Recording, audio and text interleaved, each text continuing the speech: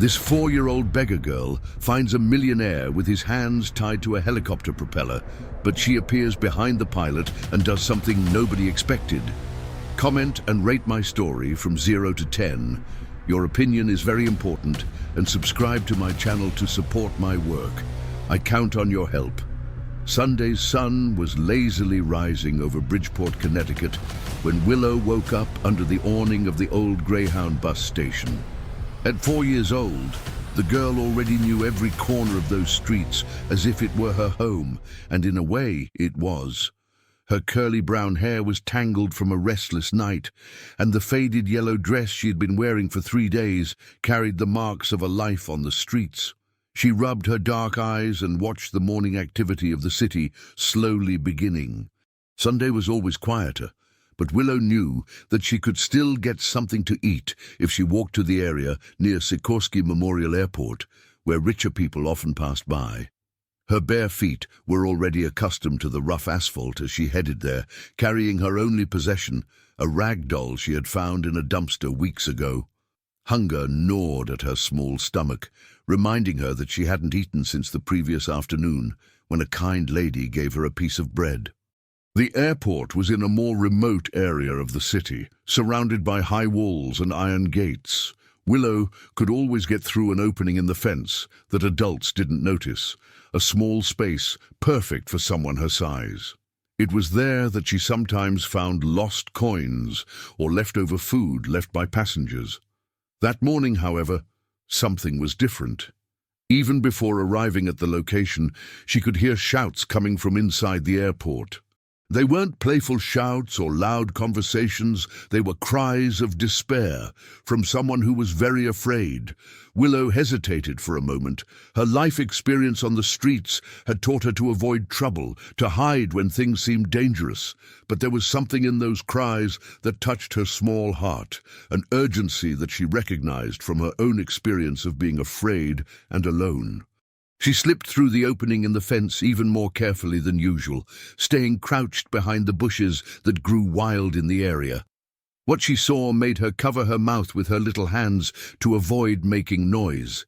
A man in a dark suit had his hands tied to the propellers of a white and blue helicopter. He was tall, with graying hair, and his face showed a terror that Willow had never seen before. His expensive clothes were dirty and crumpled, as if he had struggled a lot. "Please, Jefferson," the man shouted, "we can talk about this. It doesn't have to be this way." On the other side of the helicopter, a younger, darker-skinned and stronger man was pacing back and forth like a caged animal. His eyes gleamed with a rage that scared even Willow, who had already seen a lot of bad things in her short life. "Talk?" Jefferson laughed. But there was no joy in that sound. "You think that after everything you've done, after destroying my family, I'm going to talk? 3 years, Franklin. 3 years my sister and niece have been missing because of you." Willow didn't fully understand what was happening, but she knew how to recognize danger when she saw it.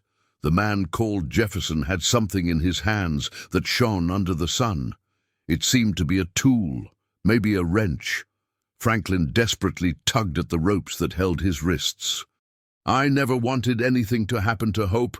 You have to believe me. If she ran away, it was because she didn't understand the situation." Didn't understand? Jefferson came closer, and Willow could see the tension in every muscle of his body. "She understood perfectly when she found out the kind of man you really are. When she found out how you treat the people who work for you, how you exploit entire families."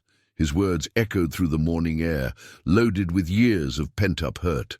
Willow didn't understand all the details, but something in Jefferson's voice reminded her of her own pain, the pain of someone who had been abandoned, who had lost important people. "Please," Franklin begged, tears streaming down his face. "If you do this, you'll never find them. Only I know where they might be. Only I can help you bring them back." Jefferson stopped walking and stared at Franklin. For a moment, Willow thought that maybe he would listen, but then she saw something that made her feel a chill in her stomach. Jefferson smiled, but it was a smile without joy, full of a decision already made. "You don't understand," said Jefferson, his voice becoming dangerously calm. "I don't want you to find them anymore. I want you to feel what it's like to lose everything, like I did." Willow knew that she needed to do something. Even as a small child living on the streets, she recognized when someone was in real danger. Her little eyes looked around, trying to find a solution. That's when she saw on the other side of the airport a security guard walking distractedly, messing with his cell phone. He was too far away to hear the shouts because of the noise from the traffic on the nearby street. But maybe... Without thinking twice, Willow started screaming with all the strength of her small lungs. "Help! Help! The man is hurting someone!" Jefferson turned sharply in the direction of the screams, his eyes widening as he saw the small girl. For a second he was paralyzed by surprise. "A child," he murmured, and Willow could see something changing in his face. The guard raised his head and started running in the direction of the screams. Behind him, Willow could see other uniformed men appearing, alerted by the noise. Chaos took over the airport in a matter of seconds. The security guards ran in the direction of Willow's screams, their walkie-talkies crackling with urgent calls for backup. Jefferson looked around like a cornered animal, realizing that his opportunity for revenge was slipping through his fingers. "Damn it!" he roared, dropping the tool he was holding and running in the opposite direction of the security guards. But before disappearing completely, his eyes met Willow's for an instant. There was something in that look, not just anger, but a deep pain that the girl recognized immediately. The security guards reached Franklin, who was almost fainting with relief. His hands trembled so much that they had difficulty untying the ropes that held him to the helicopter propellers. "A child," he murmured repeatedly. "A child saved me." Willow remained hidden behind the bushes, watching all the movement.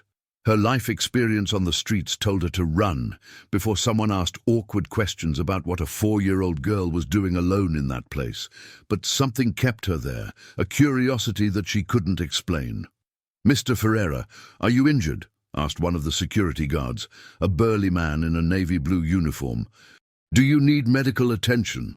Franklin shook his head, still trying to process what had happened. "No, I'm fine. Just in shock." He looked around, searching for the child who had shouted for help. "Where's the girl? I need to thank her." The security guards exchanged confused glances. "What girl, sir?" "The one who shouted for help. She saved my life." Franklin started walking around the airport, pushing bushes aside and looking behind every obstacle. "She was here! I'm sure of it!" Willow cowered even more, trying to become invisible. But curiosity was stronger than fear when she heard Franklin talking about her with so much gratitude in his voice. It had been a long time since anyone had spoken about her in a caring way. "Mr. Ferreira," said another security guard, a younger man with a worried face. "Maybe it's better if we go to a safe place first. That man might come back and—" "Jefferson won't come back," Franklin interrupted, his voice becoming bitter. "He got what he wanted. He wanted to scare me, to show me that he can get to me at any moment." He ran his hands through his graying hair, trying to compose himself. "But a child, a small child, was braver than any of us." Franklin's words echoed in Willow's heart in a strange way. No one had ever called her brave before. In fact, no one had ever called her much of anything other than a nuisance or a street urchin. While the security guards talked in low voices about procedures and reports, Franklin continued searching. He came closer and closer to Willow's hiding place, and she realized that she would soon be discovered. "I know you're there," said Franklin suddenly, his voice soft and tired. "I won't hurt you. I just want to thank you." Willow hesitated. All her instincts screamed for her to run, but there was something in that man's voice that reassured her. Maybe it was the fact that she had seen the fear in his eyes minutes before, the same fear that she knew so well. Slowly, she got up from behind the bushes, still clutching her rag doll tightly. Franklin saw her and was paralyzed for a moment, shocked by the girl's appearance. Willow was too thin for a child her age. Her hair needed care for weeks. and her clothes were so dirty that it was difficult to determine their original color. But it was her eyes that were most impressive, large, dark, and full of an intelligence that seemed too old for her small face. "Hello," said Franklin, crouching down to be at her level. "What's your name?" "Willow," she replied in a low voice, ready to run at any sign of danger. "Willow," he repeated, as if he were storing the name in his memory. "Willow, you saved my life today. Do you know that?" She shrugged, not really knowing what to answer. She wasn't used to being the center of attention, especially from elegant adults like that man. "Where are your parents, Willow?" Franklin asked gently. The question hit the girl like a punch in the stomach. She lowered her eyes, hugging the doll even tighter. "I don't have any." "You don't have any? And where do you live?" "On the street," she replied simply, as if it were the most natural thing in the world. Franklin felt his chest tighten. That brave child who had saved his life had no one in the world. Lived on the streets like the many boys and girls he saw every day at the traffic lights in the city, but to whom he had never paid much attention. "Mr. Ferreira," called the older security guard. "The police are arriving. They'll want to talk to you about the incident." Franklin nodded, but didn't take his eyes off Willow. An idea was starting to form in his mind, something that he couldn't fully explain, but that seemed right. "Willow," he said, "would you like to come with me? I have a big house with food and a warm room to sleep in." The girl's eyes widened. She had learned to distrust offers that seemed too good to be true, but there was something in the way Franklin spoke that seemed sincere. "Why?" she asked, her voice full of suspicion. "What do you want from me?" The question was like a knife in Franklin's heart.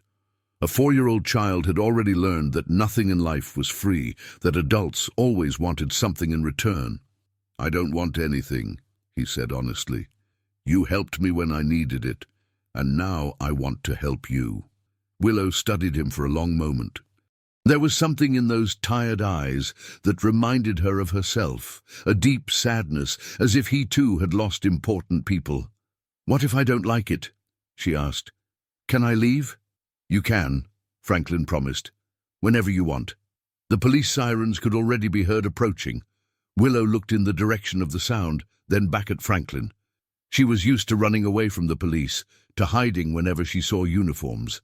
But there, next to that strange man she had saved, she felt strangely protected. "Okay," she said finally, "but only for today." Franklin smiled, the first genuine smile he had given in years. "Only for today, then." As the police cars entered the airport, Franklin picked up Willow in his arms. She stiffened at first, not used to affectionate physical contact, but gradually relaxed against his chest. "Mr. Ferreira!" shouted the inspector who got out of the first car. "We received a call about a kidnapping." "Attempted assault," corrected Franklin. "The person responsible fled, but I'm fine. And all thanks to this little heroine here." The inspector looked at Willow with surprise. "A child?" "The bravest child I've ever met," said Franklin, and Willow felt something warm spreading through her chest, a feeling that she didn't recognize, but that made her want to smile. While Franklin gave his statement to the police, holding Willow in his arms the whole time, neither of them noticed that Jefferson was watching them from afar, hidden behind a wall on the adjacent street. His eyes were fixed on the girl, and a strange expression took over his face, as if he were seeing something that he didn't expect. "Interesting," he murmured to himself. "Very interesting." And then he disappeared into the shadows of the Sunday morning, leaving only the echo of his words in the air. Franklin's mansion was in an upscale neighborhood of Bridgeport, surrounded by high walls and manicured gardens. As the car passed through the electronic gate, Willow pressed her face against the window, her eyes widening at the size of the property. She had never seen such a big house in her life. "Is this where you live?" she asked, her small voice echoing in the luxurious interior of the Mercedes-Benz. "It is," replied Franklin, watching the girl's reaction in the rearview mirror. "And for now, you too." Willow didn't answer, but squeezed the rag doll against her chest. She was still processing everything that had happened that morning. A few hours earlier, she was waking up under an awning, and now she was in a car that smelled of leather and air conditioning, on the way to a house that looked like it came out of the movies that she sometimes managed to watch through store windows. When they arrived at the main door of the house, a middle-aged woman was waiting for them on the porch. Theodora Ferreira was 45 years old and shared with her brother the same dark hair, now graying at the temples, and the penetrating eyes of the family. But where Franklin showed a tired sadness, Theodora radiated a controlled and efficient energy. "Franklin," she said, coming down the steps of the entrance, "I received your call. Are you okay? What happened at the airport was—" She stopped in the middle of the sentence when she saw Willow getting out of the car, small and fragile next to her brother. Her eyes quickly scanned the state of the girl's clothes, her disheveled hair, the worn doll she was carrying. "Who is she?" asked Theodora, her voice becoming colder. "This is Willow," said Franklin, placing his hand protectively on the girl's shoulder. "She saved my life today." "A child?" Theodora couldn't hide the surprise in her voice. "How could a child?" "She shouted for help when Jefferson had me tied to the helicopter," explained Franklin. "If it weren't for her, I wouldn't be here now." Theodora processed the information, her businesslike eyes assessing the situation quickly. "And her parents? Where are they?" "She doesn't have any parents. She lives on the streets." "Franklin," Theodora approached her brother, lowering her voice, "you can't just bring an unknown child home. There are procedures, competent authorities." "She saved me, Theodora," Franklin interrupted, his voice becoming firmer. "It's the least I can do." Willow listened to the conversation in silence, perfectly understanding what was happening. The elegant woman didn't want her there. She knew that look of disapproval well. She had already seen it on the faces of shopkeepers, police officers, people on the street who saw her as a problem to be solved. "I can leave," said Willow suddenly, her voice low but clear. "I don't want to stay where I'm not welcome." Franklin crouched down in front of her immediately. "No, Willow, you are welcome here. Theodora is just worried, aren't you, Theodora?" Theodora looked at her brother, then at the girl. There was something in Willow's eyes that disconcerted her, a maturity that shouldn't exist in such a small child, a resignation that spoke of experiences that no child should have. "Of course," she said finally, forcing a smile. "Forgive me, Willow. It's been a difficult day for all of us. Welcome." But Willow wasn't fooled by the change of tone. She had learned to read people very early in life, and she knew when someone was just being polite. Franklin led Willow inside the house, and she was amazed by what she saw. The high ceiling of the main room seemed to stretch forever. Large windows let in sunlight that made the wooden furniture shine, and there were fresh flowers in vases scattered throughout. "Are you hungry?" asked Franklin. Willow nodded shyly. She was always hungry, but had learned not to show needs too openly. "Donna Carmen," called Franklin. "Can you prepare something to eat?" A short and plump lady appeared from the kitchen, wiping her hands on her apron. Carmen had worked for the Ferreira family for 15 years and knew the temperament of her employers well. "Of course, Mr. Franklin," she said, but stopped when she saw Willow. Her face softened immediately. "Hi, honey. What's your name?" "Willow," replied the girl, instantly liking the woman's caring voice. "What a pretty name. Come here, Willow. Let's see what we have in the kitchen for you." As Carmen led Willow to the kitchen, Theodora pulled Franklin into the office. "Franklin, we need to talk," she said, closing the door behind them. "You can't be seriously thinking about keeping this child here." "Why not?" Franklin poured himself a whiskey, his hands still trembling slightly from the events of the morning. "Because you don't know anything about her. Where she came from, if she has family looking for her, if she has diseases." "She saved me, Theodora," Franklin repeated. But this time his voice carried something more, a hopelessness that his sister recognized. "This isn't about gratitude, is it? Theodora approached him, studying his face. "It's about Hope and Isadora." The name of the two made Franklin close his eyes for a moment. Hope, his ex-wife, and Isadora, his 7-year-old daughter, had disappeared 3 years before, leaving only a vague letter talking about needing time to think. Since then, Franklin had hired several private investigators, but none had managed to find concrete clues. "They have nothing to do with this," he lied. "Franklin, you can't replace a lost daughter with a street child," said Theodora, with the brutal frankness that characterized her personality. "I'm not replacing anyone," he defended himself, but there was little conviction in his voice. In the kitchen, Willow ate a ham and cheese sandwich as if it were the most delicious thing she had ever tasted in her life. Carmen watched with a heavy heart as the girl devoured the food, clearly famished. "Slow down, honey," she said gently. "There's more. You don't need to eat so fast." Willow stopped chewing and looked at Carmen with shame. "Sorry, it's been a long time since I ate something so good. You don't need to apologize, love. Eat as much as you want." Carmen sat next to her at the kitchen table. "How long have you been living on the street?" Willow thought for a moment. "I don't really know. A long time. And your mom, your dad?" Willow's eyes filled with tears that she fought to contain. "They left when I was very little." Carmen felt her heart break. "And don't you have any relatives?" "Grandma, aunt, someone?" Willow shook her head. "Just me and Dolly," she said, showing the worn rag doll. At that moment, Theodora entered the kitchen, having finished the tense conversation with her brother. She observed the scene, Carmen talking affectionately with Willow, who ate with voracious appetite, and felt an internal conflict. "Carmen," she said, "prepare the guest room. Willow will stay with us for a few days." Willow looked up, surprised. "I can really stay?" "You can," replied Theodora, but there was reserve in her voice. "For a few days, until we resolve your situation properly." "What situation?" asked Willow, becoming suspicious again. Theodora hesitated, realizing that she had said more than she intended. "We just want to make sure you are safe and well cared for." But Willow wasn't fooled.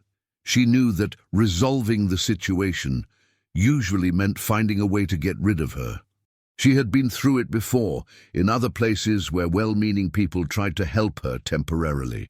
That night, after a warm bath, the first in months, and wearing a nightgown borrowed from Carmen that was huge on her, Willow lay in the soft bed in the guest room.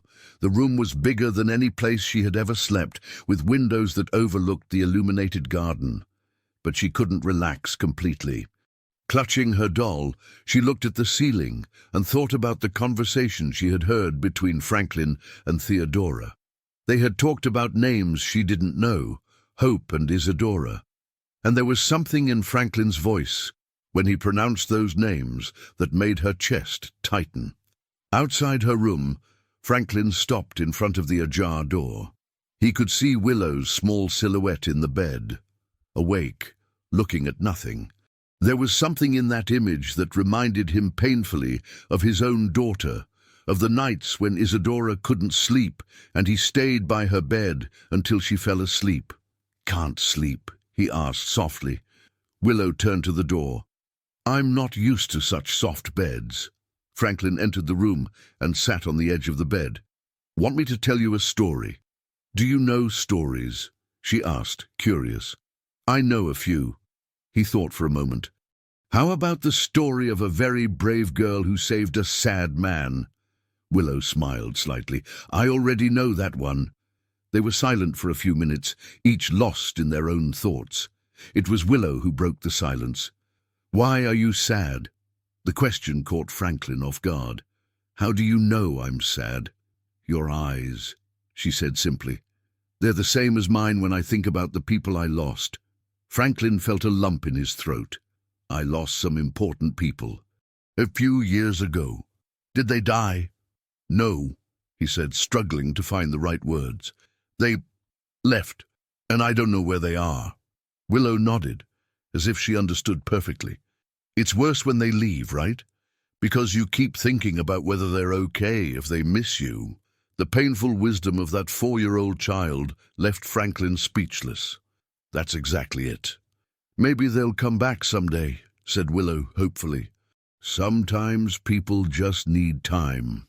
At that moment, in a way that he couldn't explain, Franklin felt that maybe Willow wasn't just a child that he was helping. Maybe she could also help him find a way back to the light.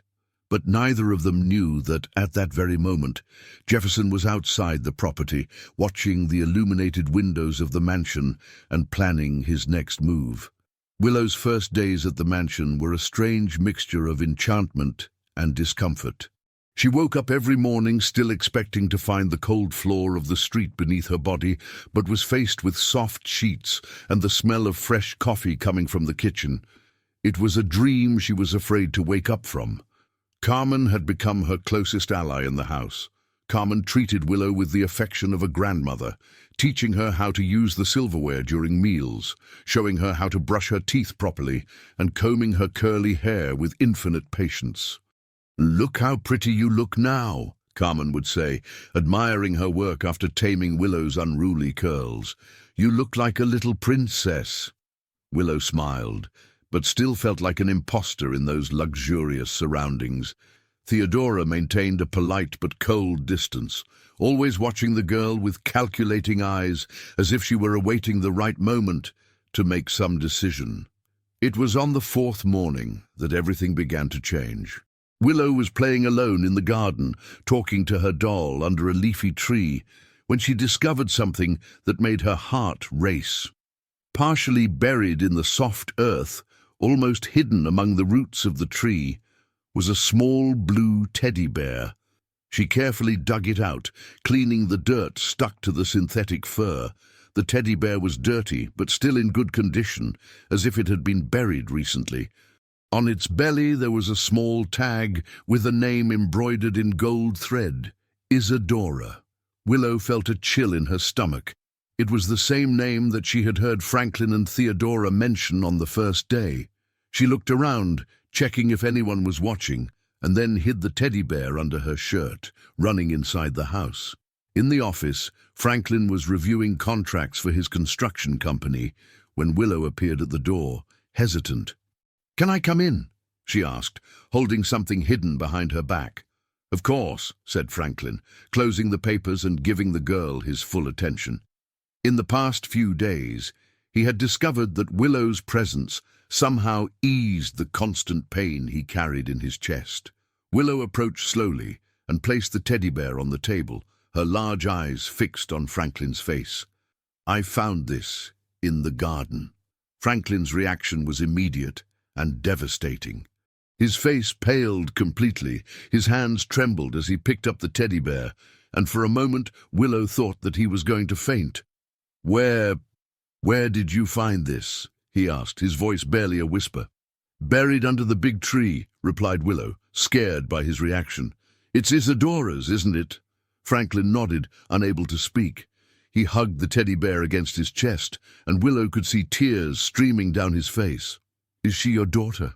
asked Willow gently. "Was," said Franklin, his voice broken. "She and her mother left 3 years ago. I thought I would never see anything that belonged to her again." Willow came even closer, and in a gesture that surprised them both, placed her small hand on his hand. She must have buried it to keep safe, for when she came back for it. Willow's innocent interpretation struck Franklin like a ray of hope. "You think so?" "I think so. When I lived on the streets, I always hid important things so no one would steal them. She must have done the same." At that moment, Theodora entered the office without knocking, as she always did. She stopped at the doorway when she saw the scene, her brother hugging Isadora's teddy bear, while Willow comforted him with impressive maturity. "Franklin?" she said, worried. "What happened?" "Willow found Isadora's teddy bear," he explained, showing the toy to his sister. Theodora felt like the ground had disappeared from under her feet. "But how? Where?" "In the garden, buried under the tree," said Willow. "Isadora must have hidden it before she left." Theodora looked at the girl with a strange expression. "Willow, Can you give us a moment? Carmen is in the kitchen baking cookies. Willow hesitated, feeling that the adults wanted to talk about important things, but she nodded and left the office, closing the door behind her. However, her curiosity was stronger, and she stayed listening outside. "Franklin," said Theodora in a low voice, "this confirms what we always suspected. Hope and Isadora were here recently, very recently. But why didn't they get in touch? Why did they only leave the teddy bear buried?" "Maybe they only came to pick something up and left again," suggested Theodora. "Or maybe what? Maybe they came, saw you with problems, and decided not to approach." Franklin immediately understood what she was referring to. In recent months, his company was facing some investigations into dubious labor practices. Nothing had been proven, but rumors were spreading through the town. "You think Hope knows about the company's problems?" "I think she always knew, Franklin. I think that's why she left." Outside the door, Willow absorbed every word, trying to understand what it meant. She didn't fully understand, but felt that there were important secrets being revealed. "Does this mean that they might come back?" asked Franklin, a dangerous hope growing in his voice.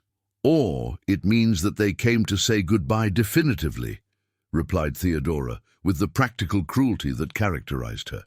That afternoon, while Franklin locked himself in the office to make some urgent calls, Theodora found Willow playing in the living room. "Willow, I need to talk to you," she said, sitting next to the girl on the sofa. "About the teddy bear?" asked Willow, noticing the seriousness in Theodora's tone. "About several things." Theodora took a deep breath. "You noticed how my brother was when he saw the teddy bear?" Willow nodded. "He was very sad. He was sad because he still has a lot of hope that his daughter will come back. And sometimes, when people have a lot of hope, they do things that aren't good for them." "Like what?" Theodora hesitated, trying to find words that a 4-year-old could understand. "Like getting too attached to new people, thinking that they can replace the people they lost." Willow felt a chill in her stomach. "Are you saying that he only wants me here because I remind him of his daughter?" The direct question disconcerted Theodora. "Not necessarily. But you need to understand that the situation is complicated." "You want me to leave," said Willow, not as a question, but as a statement. "That's not it, Willow. It's just that—" "It's okay," interrupted the girl, getting up from the sofa. "I understand. I always understand." Theodora saw the girl walk upstairs with a dignity that broke her heart. There was something terribly wrong with a 4-year-old talking about understanding rejection so naturally. That night, during dinner, the tension at the table was palpable. Franklin noticed that Willow was quieter than usual, only pushing the food around on her plate. "Aren't you hungry?" he asked. "Not very," she replied without looking up. "Willow is worried about some things," said Theodora carefully. "Maybe it's time to talk about the future." Franklin dropped his fork on the plate. "What future?" "About what we're going to do in the long run. Willow can't stay here indefinitely without us taking official action." "What kind of action?" "Looking for distant relatives, contacting social services." "No," said Franklin firmly. "Willow stays here, with us." "Franklin, be reasonable. You can't just—" "I can, and I will." He turned to Willow. "Do you want to stay here with us?" Willow looked at him, then at Theodora, feeling caught in the middle of a battle that she didn't fully understand. I don't know." "What do you mean you don't know?" asked Franklin, surprised. "Because I don't know if you really want me, or if you only want me because I remind you of someone you lost." The silence that followed was deafening. Franklin looked at Theodora with an expression of betrayal. "Did you say that to her?" "I only explained the situation." "You had no right. Someone needed to be honest with her." Willow got up from the table, her small hands trembling. "Please, stop arguing because of me." She ran to her room, leaving the siblings in tense silence. Carmen, who had witnessed everything from the kitchen door, shook her head sadly. "That girl has already suffered too much," she murmured. "She didn't need this." Later, when the house was quiet, Willow sneaked out of her room and went down to the garden. She sat under the tree where she had found the teddy bear, hugging her doll and looking at the stars. "Dolly," she whispered, "I think it's time for us to leave before they hurt our heart again." She didn't realize that Jefferson was watching her from the other side of the wall, his eyes shining with a dangerous intensity in the dark of the night. The next morning brought a discovery that would change everything again. Carmen found Willow passed out in the garden, still hugging her doll, with a high fever and shivering with cold. The girl had spent the entire night outdoors, and her fragile little body couldn't resist the exposure. "Mr. Franklin!" cried Carmen, carrying Willow into the house. "Call a doctor, quick!" Franklin ran downstairs, still in his pajamas, and felt the world collapse when he saw Willow unconscious in the housekeeper's arms. "What happened?" "She spent the night in the garden. She has a very high fever," explained Carmen, taking the girl to the sofa in the living room. Theodora appeared soon after, and upon seeing the scene, all her previous resistance evaporated. "My God, she's burning with fever. Franklin, call Dr. Miller now." While they waited for the doctor, the three took turns placing wet cloths on Willow's forehead. The girl was delirious with fever, mumbling incomprehensible words and sometimes shouting, "Don't leave me," breaking the hearts of everyone present. "Why did she leave the house during the night?" asked Franklin, holding Willow's hot little hand. "After yesterday's argument," said Carmen with disapproval in her voice, "she must have thought that she wasn't welcome anymore." Theodora felt an overwhelming guilt take over her chest. "I was just trying to protect everyone." "Protect from what?" asked Franklin, his voice loaded with contained anger. "From a 4-year-old who saved my life?" Dr. Miller arrived in 15 minutes, an elderly and experienced man who had known the family for years. After examining Willow carefully, he addressed the adults with a grave expression. "She has pneumonia," he said, "probably caused by exposure to the cold and dampness of the night. Her immune system was already weakened, possibly from living on the streets." "Is it serious?" asked Franklin, his voice almost inaudible. "It can be, especially for a malnourished child like her. I'll prescribe antibiotics, but she needs constant care. She can't be left alone for even a minute." Theodora stepped forward immediately. "I'll take care of her." Franklin looked at her surprised. "You? Me?" Theodora looked at Willow, who was pale and breathing with difficulty. "It was my fault she left the house. I'll take care of her until she gets better." The following days were a constant battle. Theodora practically didn't leave Willow's side, giving her medicine on time, checking her temperature, talking to her when the fever dropped enough for her to be conscious. It was during one of those conversations, on the 3rd day of illness, that Willow revealed something that shocked Theodora. "Why don't you like me?" asked the girl, her voice weak but direct. Theodora stopped adjusting the pillows. "I like you, Willow." "No, you don't. Since the first day you've wanted me to leave." The child's brutal honesty left Theodora speechless for a few moments. "It's not that I don't like you. It's complicated." "Because of Isadora?" "In part." Willow was quiet for a moment, processing. "Are you afraid that I'll hurt Franklin?" "Not exactly." Theodora sighed, realizing that she wouldn't be able to fool that perceptive child. "I'm afraid that you'll hurt each other. He still hopes that his daughter will come back, and you need a real family, not someone who's trying to fill a void." "What if I don't care?" asked Willow. "What if I just want to be with someone who's nice to me, even if it's for a little while?" The question hit Theodora like a punch in the stomach. "Willow, you deserve more than that. You deserve someone who loves you completely, not as a substitute for someone else." "But what if that someone doesn't exist?" Willow's voice was getting weaker, the conversation tiring her. "What if Franklin is the only person who's going to be nice to me?" Theodora felt tears burning her eyes. "There will always be someone, honey. Always." "How do you know?" "Because you're special. Because anyone who really gets to know you will love you." Willow smiled weakly. "You got to know me and you didn't love me." The simple sentence destroyed all the defenses that Theodora had built. She pulled Willow into a careful hug, feeling how thin and fragile the girl was. "I do love you," she whispered. "I was just afraid to love you." "Why?" "Because when we love someone, we suffer if we lose them, and I've suffered a lot losing people." "Me too," said Willow. "But it's better to love and suffer than never to love, right?" The wisdom of that 4-year-old child left Theodora speechless. How could someone so small who had suffered so much still believe in love? That night, Theodora made a decision. She went down to the office where Franklin was working, even though it was almost midnight. "How is she?" he asked immediately. "Better.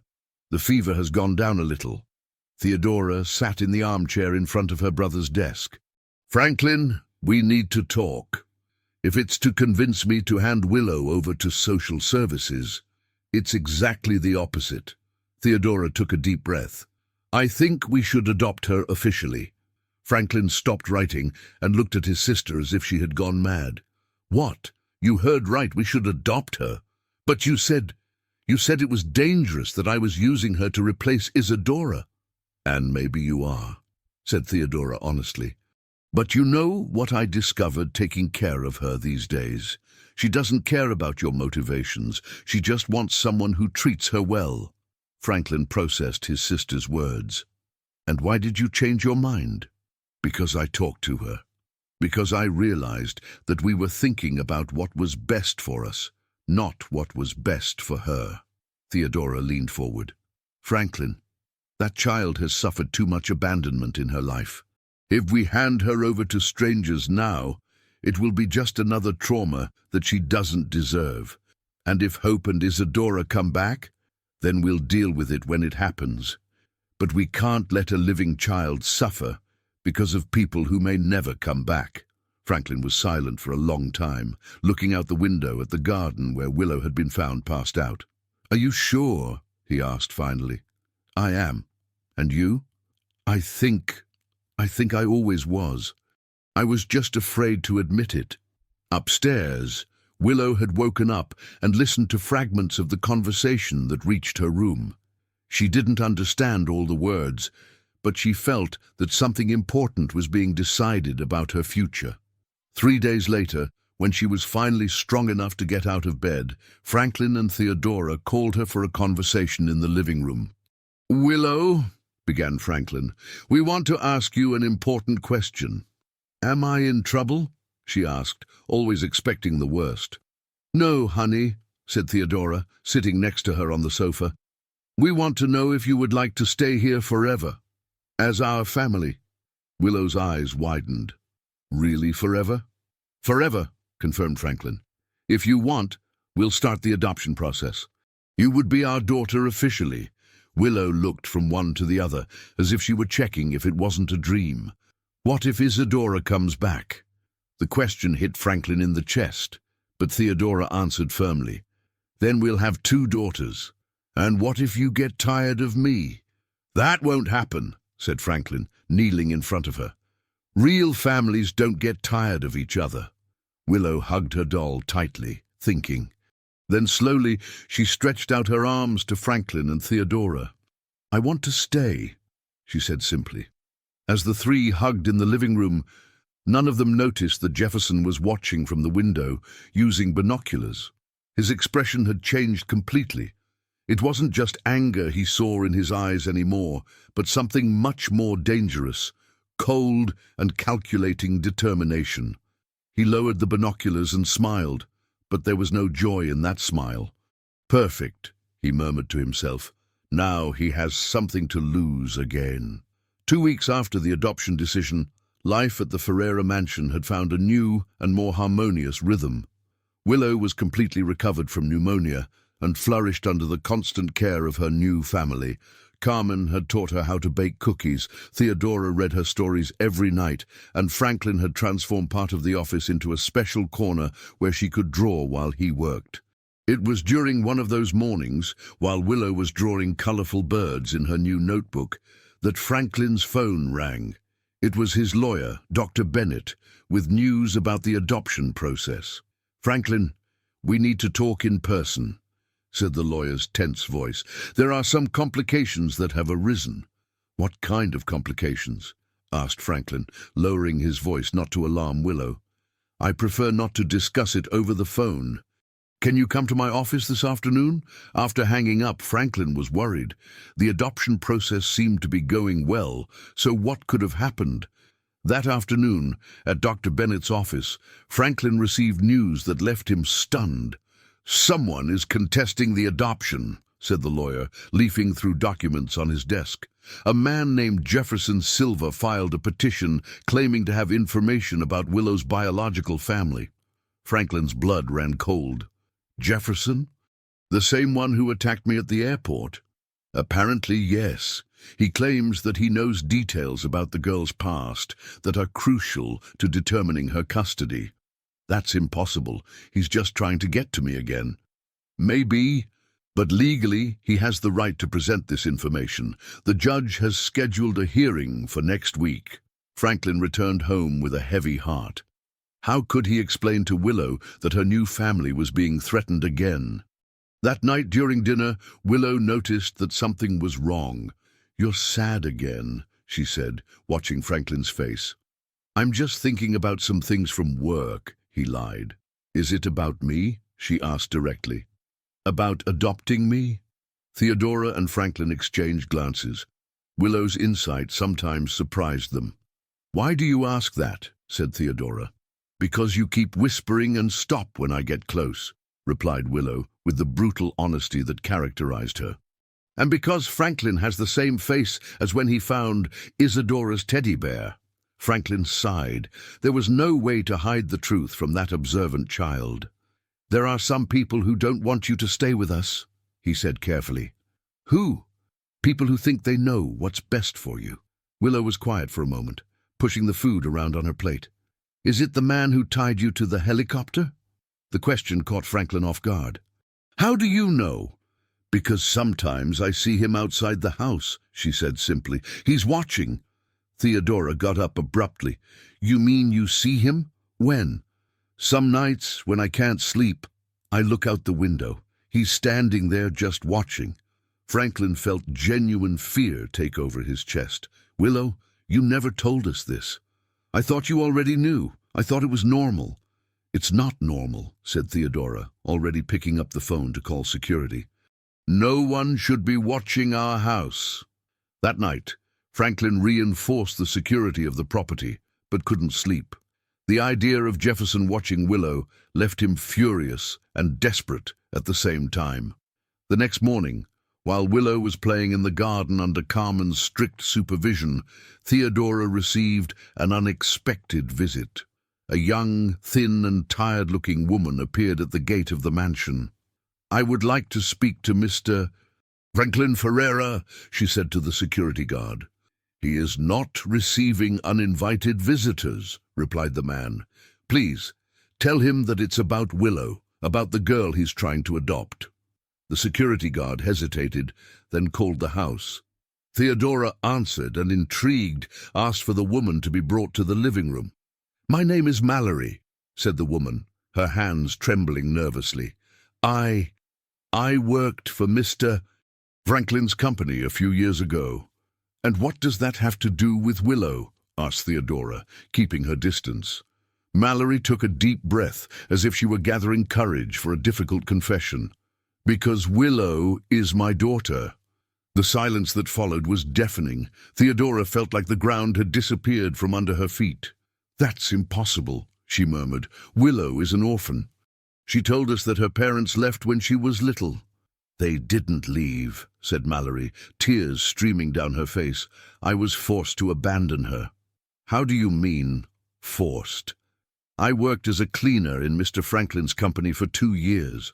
It was hard work, but I needed to support my daughter alone." Mallory wiped her face with trembling hands. "Then I started noticing strange things. Workers being forced to work in dangerous conditions, wages being unfairly deducted, people being threatened when they complained." Theodora felt a chill in her stomach. "And you reported it?" "I tried. I talked to some supervisors, but no one wanted to listen. Then I decided to look for Mr. Franklin himself." And what happened? He fired me on the same day. He said I was making up stories to harm the company. Mallory paused, gathering strength to continue. But it was worse than that. The next day, men showed up at my house. They said that if I continued spreading lies about the company, something could happen to me, or to my daughter. Theodora sat heavily on the sofa. And you believed the threats? I couldn't risk it. Willow was everything I had in the world. Mallory was crying openly now. So I took everything I could carry and fled the city. But the money ran out quickly, and I couldn't get a job anywhere without references. And Willow? I left her in a temporary shelter, promising that I would come back for her when I managed to stabilize myself. But when I came back, she had run away. No one knew where she was. Mallory looked directly at Theodora. I spent 2 years looking for her, 2 years without knowing if my daughter was alive or dead. And how did you find out she was here? Jefferson told me. He's my cousin, and when he found out that I was looking for Willow, he told me that he had seen her in the house of the man who destroyed our family. Theodora felt all the pieces of the puzzle falling into place in a terrifying way. Jefferson is your cousin? He is, and he has reason to be angry. It wasn't just me that Mr. Franklin's company harmed. There were dozens of families. At that moment, Franklin arrived from the office and found the 2 women in the living room. Upon seeing Mallory, his face paled. I remember you, he said slowly. You worked in cleaning. Worked until you fired me for trying to report the irregularities of your company. Franklin, said Theodora, her voice tense. She says she's Willow's mother. Franklin felt the world spin around him. That can't be true. It is true, said Mallory, pulling a crumpled photo out of her bag. This is Willow at 2 years old, before I had to abandon her. The photo clearly showed Willow, smaller and younger, but unmistakably the same child, embraced by a woman who was obviously Mallory. My God, whispered Franklin, if you're her mother, why did you abandon her? Because you and your company forced me to, shouted Mallory, all her pain and anger exploding. You destroyed my life, threatened me, took everything from me. And now you want to take my daughter too? At that moment, the living room door opened and Willow ran in, stopping abruptly when she saw the tension in the room. What's going on? She asked, looking from one adult to another. Mallory looked at the daughter she hadn't seen in 2 years and began to cry uncontrollably. Willow, my little one. Willow looked at the strange woman who was crying and calling her name, then looked at Franklin and Theodora for explanations. Who is she? Asked Willow, but there was something in her voice that suggested that deep down she already knew the answer. She says she's your mother, said Theodora gently. Willow stood still for a long moment, studying Mallory's face. Then slowly, her own tears began to flow. Mommy, she whispered. You came back. The reunion between Willow and Mallory was devastating for everyone present. The girl ran into her mother's arms, but then pulled away, confused and hurt. Why did you leave me? Asked Willow, her small voice laden with 2 years of abandonment. I waited so long. Mallory knelt in front of her daughter, trying to control her crying. I didn't want to leave you, my love. Never wanted to. But bad people forced me to go. What bad people? Willow looked at Franklin and Theodora, confusion taking over her eyes. Franklin and Theodora are good to me. I know they are, honey. But they also did bad things to other people. Franklin could no longer remain silent. Mallory, please, don't involve the child in this discussion. Whatever happened between us, Willow is not to blame. Not to blame? Mallory got up, facing him with fury. She spent 2 years on the streets because of you, 2 years starving, cold, in danger. I didn't know, began Franklin. Of course you didn't know. You never cared to know what happened to the people who worked for you. Willow began to cry, seeing the adults yelling, Please, stop fighting. Theodora approached and placed her hand on the girl's shoulder. Willow, how about you go play with Carmen while the adults talk? No, shouted Willow, surprising everyone. "I'm tired of you deciding things about me without asking me. I want to understand what's going on." The determination in the child's voice made everyone stop arguing. Mallory looked at her daughter with a mixture of pride and sadness. She had become stronger, more independent, but also more distrustful. "You're right," said Mallory softly. "You deserve to know the truth." She sat on the floor to be at Willow's level. "Mommy worked cleaning offices in a big company, but the bosses were doing bad things to the workers, and when Mommy tried to report them, they fired me and threatened me." "Threatened you how?" asked Willow. "They said that something bad could happen to me or to you if I kept talking about the bad things they were doing." Willow processed the information, then looked at Franklin. "Did you do this?"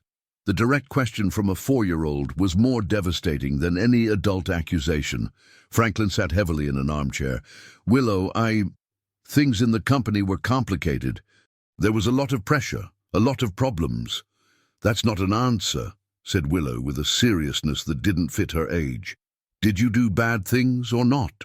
Franklin's silence was answer enough. Willow looked at him with an expression that he would never forget. It wasn't anger, it was deep disappointment. "I saved you," she said simply, "and you had hurt my mum." Willow's words hit Franklin like knives. He had spent weeks feeling like the hero who had saved an abandoned child, without knowing that he himself was responsible for the abandonment. At that moment, the doorbell rang. Carmen went to answer and returned with a worried expression. "Mr. Franklin, there's a man outside who wants to talk to Miss Mallory. He says his name is Jefferson." Mallory paled. "He shouldn't have come here." "Why not?" asked Theodora. "Because when Jefferson gets too nervous, he does impulsive things." Franklin got up. "I'll talk to him." "No," said Mallory quickly. "Let me go. He's my cousin. He'll listen to me." "Mommy," called Willow, "are you going away again?" The question broke Mallory's heart. "I'm not going away, my love. I'm just going to talk to my cousin. I'll be right back." Mallory went out to meet Jefferson, who was fidgeting nervously at the gate. When he saw her, his eyes lit up. "Mallory! Did you get to talk to her? Is Willow okay?" "She is, Jefferson, but what are you doing here? We agreed that I would come alone." "I changed my mind. I don't trust this man near my niece." "Willow is not your niece, Jefferson. She's my daughter." "That's why. Have you seen how she is? Well-fed, well-dressed. They're using her to clear their conscience." Inside the house, Willow was sitting on Theodora's lap, still trying to process everything she had discovered. "Theodora," she said, "did you know that Franklin had done bad things?" Theodora hesitated.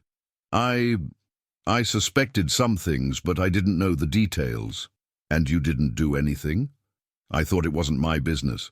"But it was your business," said Willow with the implacable logic of children. "If you knew he was hurting people, you had to do something." "You're right," admitted Theodora, feeling ashamed. "I should have done something." Franklin, who had remained silent, finally spoke. "Willow, I know you're disappointed in me, and you have every right to be." "I am," she confirmed, "but I'm also confused." "Confused why?" "Because you were mean to my mom, but you were good to me. How is that possible?" The question made Franklin reflect deeply. Sometimes people do bad things without realizing that they are hurting others. And sometimes it takes a long time to understand how much their actions have harmed innocent people. And now you understand. Now I understand. And are you sorry? Very sorry. Willow was quiet for a few minutes, swinging her legs in the chair. "Theodora, if I went away with my mum, would you be sad?" "Very sad," responded Theodora honestly. "But if that's what you want, we'll understand. And if I stayed here, would my mom be sad?" "Probably. So there's no way for everyone to be happy." "Sometimes in life it's like that," said Theodora gently. "Sometimes we can't make everyone happy at the same time." At that moment, Mallory returned from the conversation with Jefferson, visibly shaken. "What did he want?" asked Franklin. He wants me to sue you." To go to court to get money and ensure that Willow stays with me. And are you going to do that? Mallory looked at her daughter, then at Franklin and Theodora. I don't know. I just want what's best for Willow. What's best for her? Asked Willow herself. No one asked me what I want. Then we're asking now, said Theodora. What do you want, Willow? The girl looked at each adult in the room, her little face too serious for her age. I want my mum to stay near me. But I also want to stay with you. And I want Franklin to stop doing bad things to people. And if that's not possible, asked Mallory, then I'll be very sad, said Willow simply, because I've already lost too many people in my life. I don't want to lose anyone else. That night, after Mallory left, promising to return the next day to continue talking, the house fell into heavy silence. Willow was in her room, hugging her doll, trying to understand how her life had become so complicated again. Franklin knocked on the door and entered. Can I talk to you? You can, she said without looking at him. Willow, I want to tell you something important about why I did those bad things at the company. Why? Because after my wife and my daughter left, I became very sad and angry. And when people get very sad, sometimes they make bad choices. But that's not an excuse, said Willow. You're right. It's not an excuse. But I want you to know that meeting you made me realize how wrong I was. Willow finally looked at him. Really? Really? And that's why I'm going to do everything I can to fix the bad things I did. How? I'm going to look for all the people that my company harmed, and I'm going to try to compensate them. I'm going to change everything in the company so that no one else is mistreated. And my mom. Your mom too. I'm going to do everything that's necessary for her to forgive me. Willow thought for a moment. And if she doesn't forgive you? Then I'll accept it, because sometimes the consequences of our bad actions cannot be fixed. Franklin, said Willow, I still like you, even knowing the bad things you did. Why? Because you're trying to fix it, and because you took care of me when I needed it, and I will always take care of you, no matter what happens. But neither of them knew that outside the house, Jefferson was making calls to journalists, promising them an explosive story about corporate corruption and worker exploitation. His revenge was just beginning. The morning arrived with the noise of cars stopping in front of the mansion. Willow woke up startled and ran to the window, seeing several people with cameras and microphones crowding at the gate. Carmen ran upstairs. Mr. Franklin, there are journalists outside, many journalists. Franklin went down quickly, still in his robe, and saw through the living room window the small circus that had formed in front of his house. Reporters shouted questions about labor exploitation, an abandoned child, and corporate corruption. How did they find out? Murmured Theodora, who had come down right after her brother. At that moment, the phone rang. It was Dr. Bennett, the lawyer. Franklin, have you seen the news? It's in all the local newspapers. Businessman accused of exploitation adopts child he himself helped abandon. That's impossible. How did they get this information? Someone leaked specific details about Mallory's case and about Willow's adoption. Information that only a few people knew. Franklin looked out the window and saw Jefferson across the street, watching the chaos with satisfaction. Jefferson! He said through gritted teeth. Willow came down the stairs holding her doll, still in her pajamas. Why are there so many people outside? They're journalists, honey, explained Theodora. They want to ask questions about adult stuff. About me? Asked Willow, her intuition always accurate. In part, admitted Franklin. Someone told them about your mom and about the company's problems. At that moment, the doorbell rang insistently. Carmen went to answer and returned with Mallory, who seemed desperate. Franklin, I didn't know Jefferson was going to do this, she said, entering hurriedly. He called me this morning, telling me what he did. I tried to stop him, but it was too late. Mommy! Willow ran to embrace Mallory. You came back. I came back, my love. And I'm not leaving again. What exactly did Jefferson do?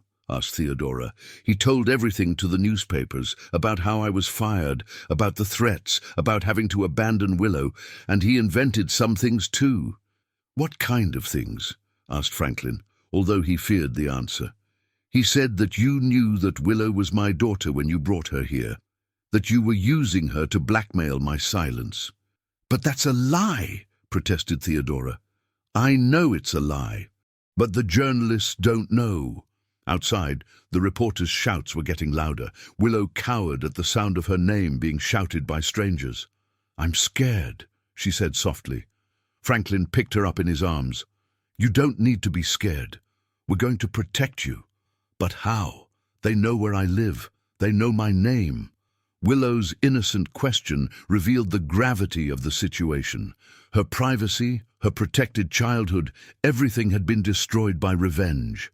"We need to get out of here," said Theodora. "Take Willow somewhere safe until this passes." "No," said Mallory firmly. "We're not going to run away like criminals. We're going to face this head on." "Mallory," said Franklin, "you don't understand. This is going to destroy Willow's life.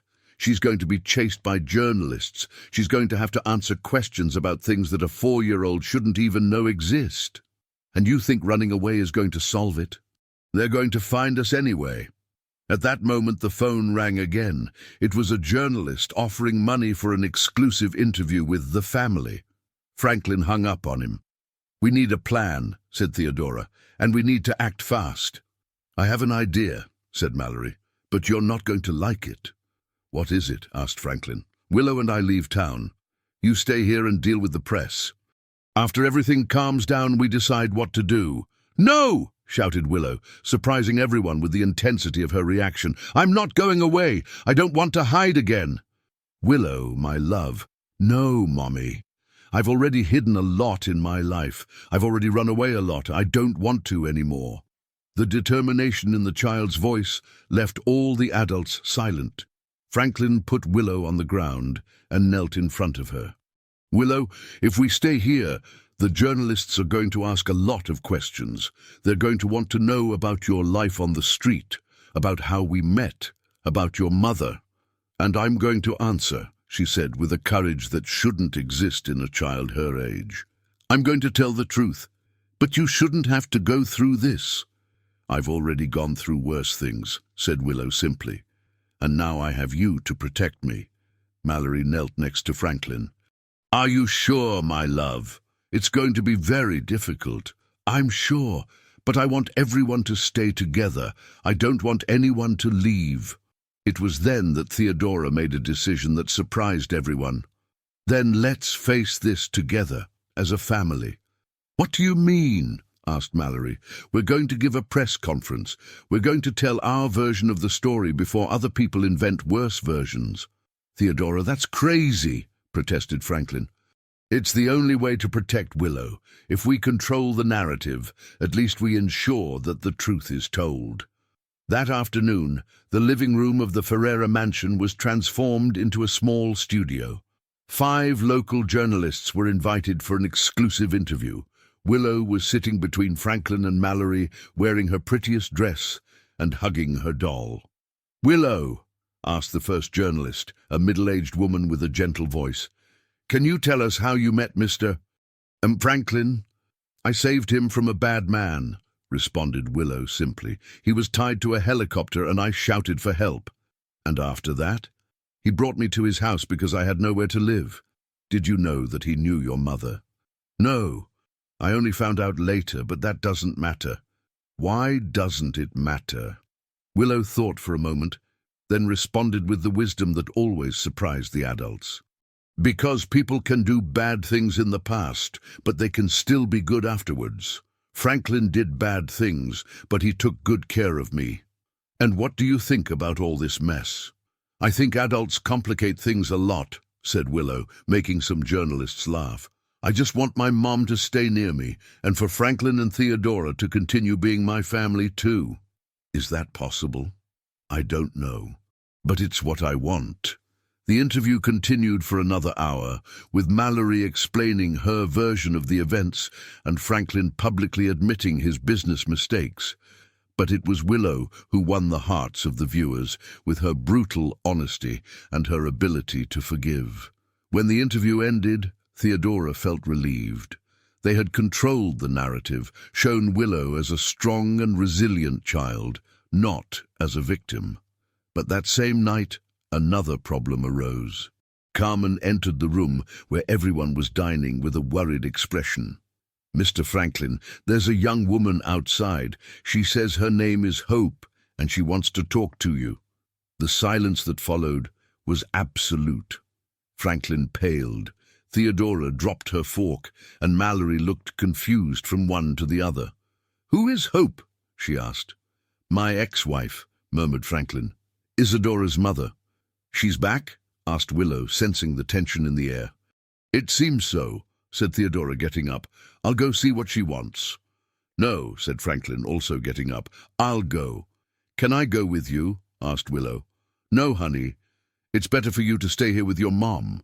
But as Franklin went out to meet Hope, Willow had a bad feeling. Something told her that the return of his ex-wife would only complicate her life further, which had barely begun to stabilize.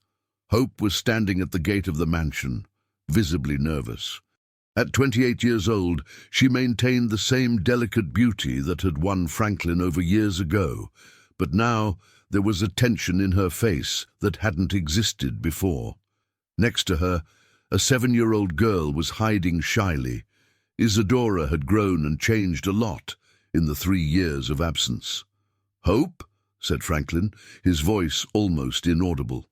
You came back." "We need to talk," she replied, avoiding eye contact. "It's about Isadora." Franklin looked at the daughter he hadn't seen in 3 years. Isadora was taller, thinner, and there was something in her eyes that made him feel a pang in his chest. She looked at him as if he were a stranger. "Isadora," he said softly, "do you remember Daddy?" The girl cowered even further behind her mother. "Mommy said you didn't want us anymore." The words hit Franklin like knives. "That's not true, my love. Daddy looked for you every day." "Franklin," interrupted Hope, "can we talk in private first?" "Of course. Come in. Let's go inside." As they entered the house, Willow was peeking from the stairs, curious about the girl who was Franklin's daughter. Isadora saw her and frowned. "Who is she?" asked Isadora to her mother. It's complicated," responded Hope. Mallory approached, equally curious. "This is Hope?" "Yes," said Franklin. "Hope, this is Mallory. And that girl there is Willow." Hope studied Mallory carefully, then looked at Willow on the stairs. "You adopted another child?" "Not officially yet, but—" "Daddy," interrupted Isadora, "why do you have another daughter if you couldn't take care of me?" The innocent but devastating question made everyone silent. Willow went down the rest of the stairs and approached shyly. "I'm not his real daughter," she said to Isadora. "I'm just borrowed." "Borrowed how?" asked Isadora. "Because my mom had to go away, and Franklin took care of me until she came back, like you, only the other way around." The simplicity of Willow's explanation helped to break some of the tension. Isadora studied her with curiosity. "How old are you?" 4. "I'm 7. I'm older." "I know. And you're very pretty. Like the teddy bear I found in the garden." "What teddy bear?" asked Isadora, interested. "The blue teddy bear that had your name on it. It was buried under the tree." Isadora looked at her mother. "Mommy, is that the teddy bear I hid when we left here?" Hope nodded, tears starting to form in her eyes. "Yes, my love." "Why did you come back?" asked Theodora, who had remained silent until then. Hope took a deep breath. "Because we saw the interview on television. And because Isadora is sick." The silence that followed was tense. Franklin approached his daughter, alarmed. "Sick? How?" "What's wrong with her?" "Heart problems," said Hope, her voice breaking. "She needs urgent surgery, but it's very expensive." "How much does it cost?" asked Franklin immediately. $200,000, and it has to be in New York with a specialist." "I'll pay," said Franklin without hesitating. "I'll pay everything." It's not just a matter of money, said Hope. She'll need special care after the surgery. Rest, constant medication, medical follow-up for months. Then come live here. We'll take care of her together. Hope shook her head. It's not that simple, Franklin. A lot has changed. Changed how? I got married again. The words hit Franklin like a hammer. Married? To Robert. A good man who took us in when we fled here. Isadora considers him as her father. But I'm her father, protested Franklin. A father she hasn't seen in 3 years, responded Hope coldly. A father who was more worried about money than about his family. Willow, who was watching everything, approached Isadora. Is your mom mad at your dad? She is, confirmed Isadora. She says he chose work instead of us. But now he's here, and he looks very sad without you. Isadora looked at Franklin, who really looked devastated. Do you get sad? Every day, he admitted. Every day since you left. Then why didn't you come after us? Because I didn't know where you were. I looked a lot. I hired people to find you, but... Mommy, said Isadora, did Daddy really look for us? Hope hesitated before answering. Yes, he did. Then why did you say he didn't want us anymore? The direct question from her daughter left Hope without an answer. The truth was that she had lied to Isadora to facilitate the separation, but now she was forced to confront the consequences of that lie. I thought it would be easier for you if you didn't expect him to come after us. But it wasn't easier, said Isadora, tears streaming down her face. It was harder, because I always wanted to see my daddy again. Franklin knelt in front of his daughter, unable to control his own tears anymore. I also always wanted to see you again, my love. Every day.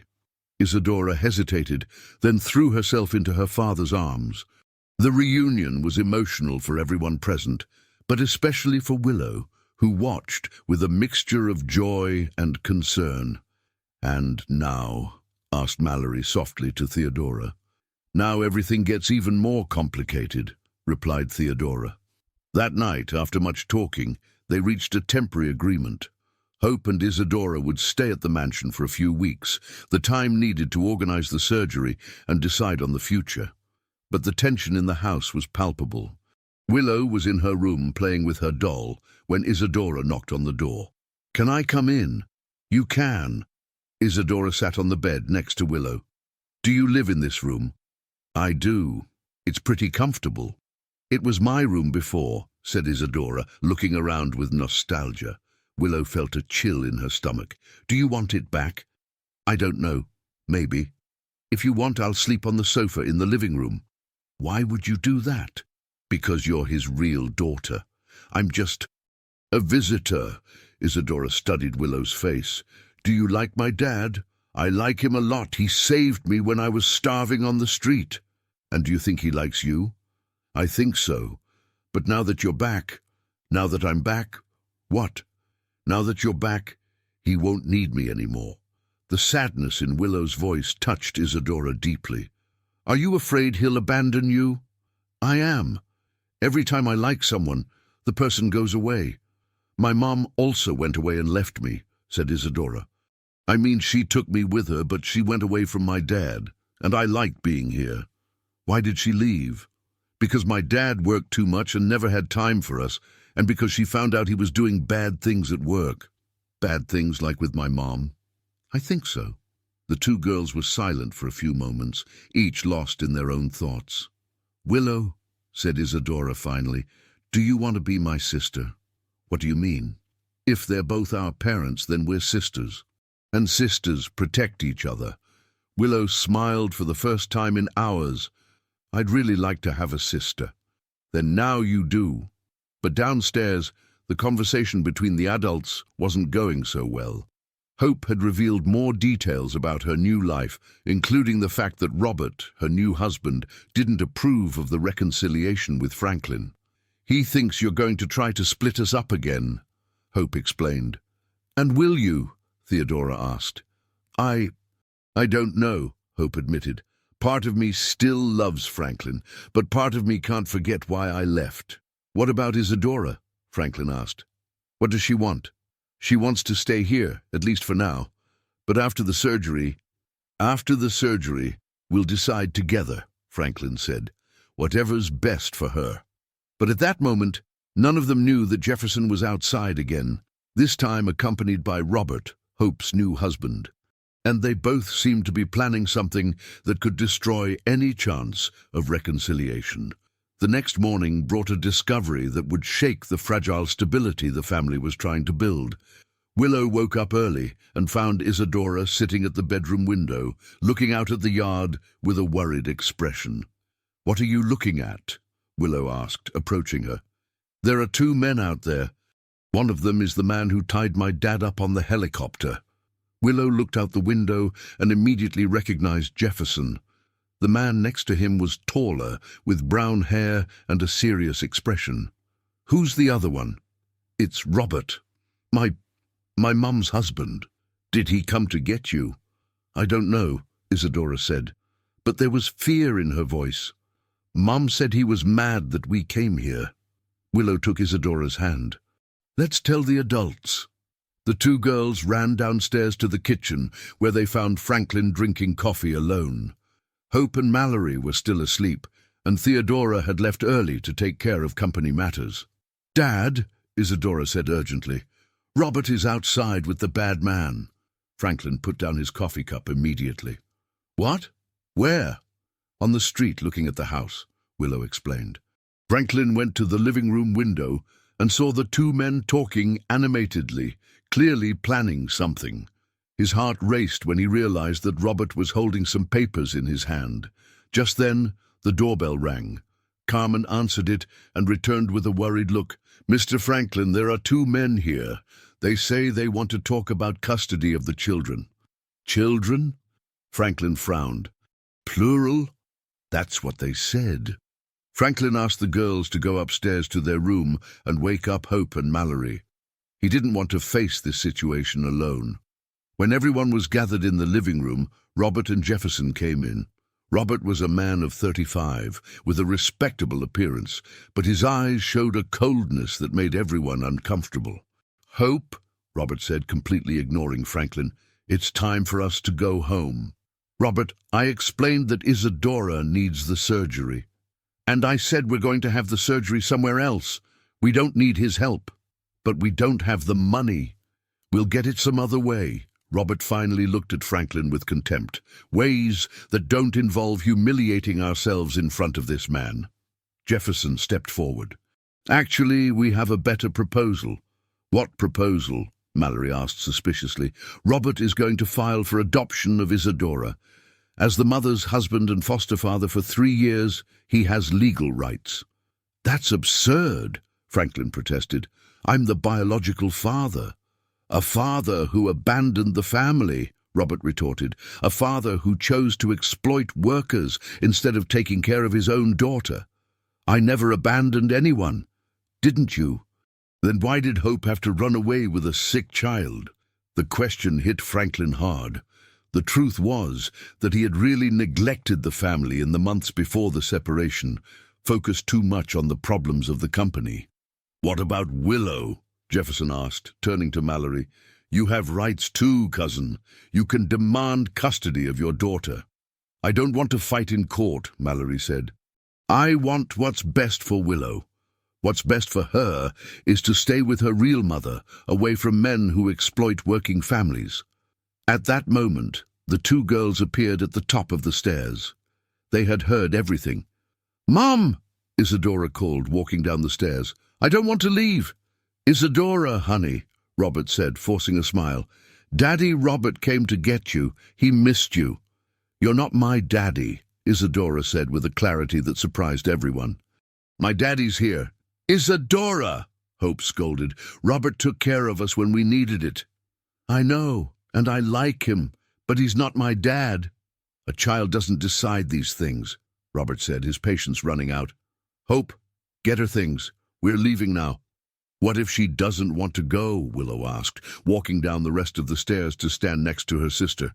"This is none of your business," Jefferson said sharply. "Yes, it is. Isadora is my sister now." "Your sister? Robert looked confused from one child to the other. "We decided," Isadora explained. "We're heart sisters."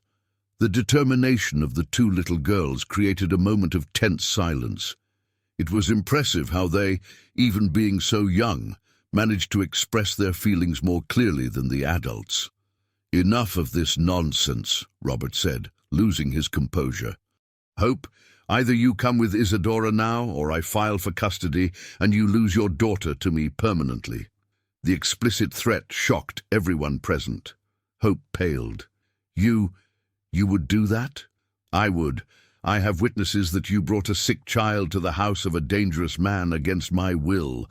Any judge would consider that neglect." "Franklin isn't dangerous," Isadora protested. "Isn't he? Didn't he exploit workers? Didn't he cause Willow's abandonment? Didn't he destroy whole families?" "That was in the past," Willow said with impressive maturity. "Now he's fixing the bad things he did." "A 4-year-old doesn't understand these things," Jefferson said. "Yes, I do," Willow retorted. "I understand that you're trying to break up families like the bad people did to you." Willow's observation hit Jefferson like a slap. "How do you know about my family?" "Because I lost family too, and I know how it hurts." "But hurting other people won't make your pain go away." The silence that followed was charged with emotion. For the first time, Jefferson seemed to waver in his determination for revenge. "Jefferson," Mallory said softly, "Willow is right. This isn't about justice, it's about revenge. So what if it is? He deserves to suffer like we suffered." "What about the children?" Hope asked. "Do they deserve to suffer too?" Robert, realizing that he was losing control of the situation, made a drastic decision. "Enough. Hope, either you come now, or our relationship is over. And without me, you have no way to pay for Isadora's surgery." The emotional blackmail devastated Hope. She looked at her daughter, then at Franklin, then at Robert. "I can't lose Isadora," she whispered. "And she needs the surgery." "Hope," Franklin said, "I already said I'll pay for the surgery. You don't have to choose between our daughter's life and our family." "Our family?" Robert laughed bitterly. "What family? You destroyed your family 3 years ago. Now she has a new family." "A family built on lies," said Theodora, who had arrived and heard part of the conversation from the door. "Hope, Robert lied to you. We know about the threats he made to keep you away from here." "What threats?" Hope asked, confused. "Don't listen to her," Robert said quickly. "They're making things up to separate us," but Theodora continued. "Robert hired people to watch you, to prevent you from trying to contact us. We have the evidence." "Is that true?" Hope asked, looking at Robert with growing horror. I just wanted to protect you." "Protect? Or control?" Hope's voice was getting stronger. "Robert, you promised me you would never stop Isadora from seeing her father. I changed my mind when I realized what kind of man he really is." "What kind of man?" "A man who is trying to fix his mistakes. A man who is taking care of an orphaned child." Hope looked around the room, seeing Willow and Isadora embracing, seeing Mallory and Franklin trying to protect their daughters. "Or are you afraid of losing control over us?"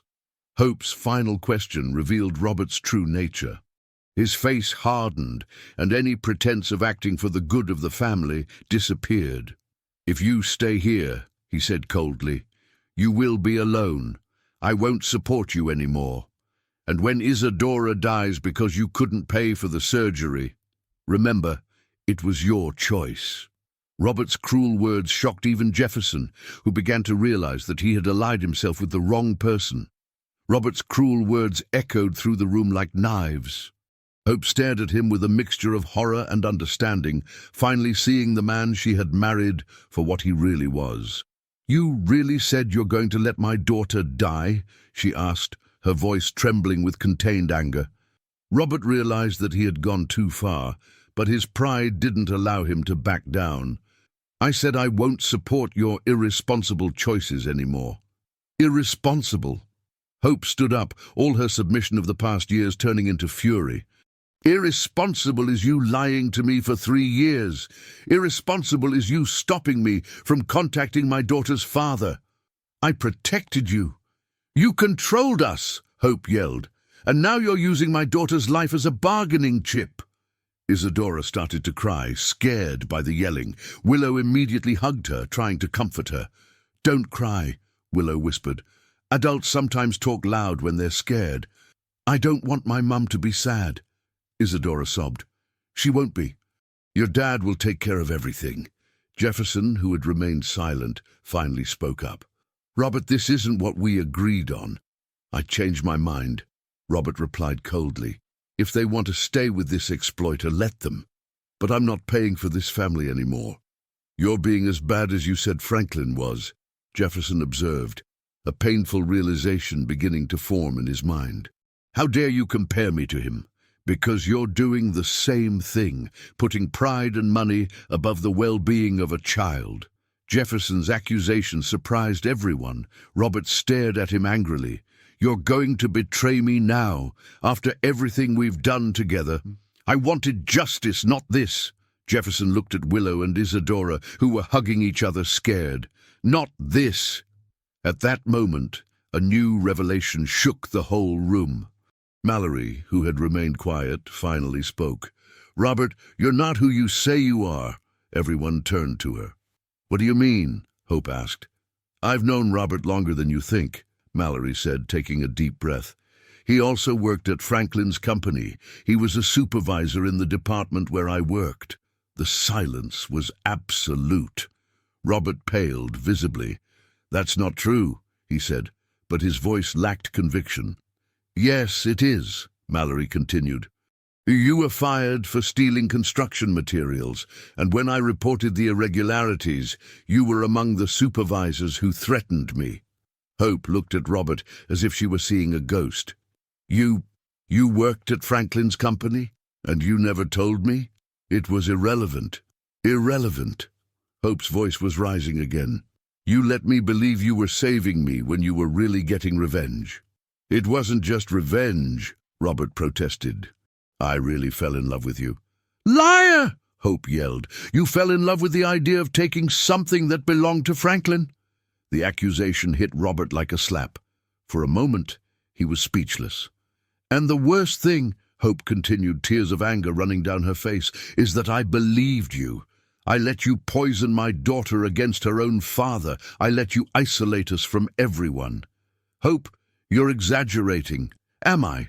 Then why couldn't we ever make friends? Why did we always have to move cities when someone started asking questions about our past?" Robert realized that he had completely lost control of the situation. His mask of a protective husband had fallen, revealing the manipulative and vindictive man behind it. "Fine," he said, recovering some of his composure. "Since you found out the truth, there's no reason to pretend anymore. Yes, I wanted to get revenge on Franklin. And marrying you was the perfect revenge." The words hit Hope like shots. 3 years of my life. 3 years I stole from my daughter. All for revenge? "Not all," Robert said, a cruelty appearing in his eyes. "It was also convenient to have a pretty woman and a child to keep up appearances." Franklin, who had remained silent throughout the revelation, finally exploded.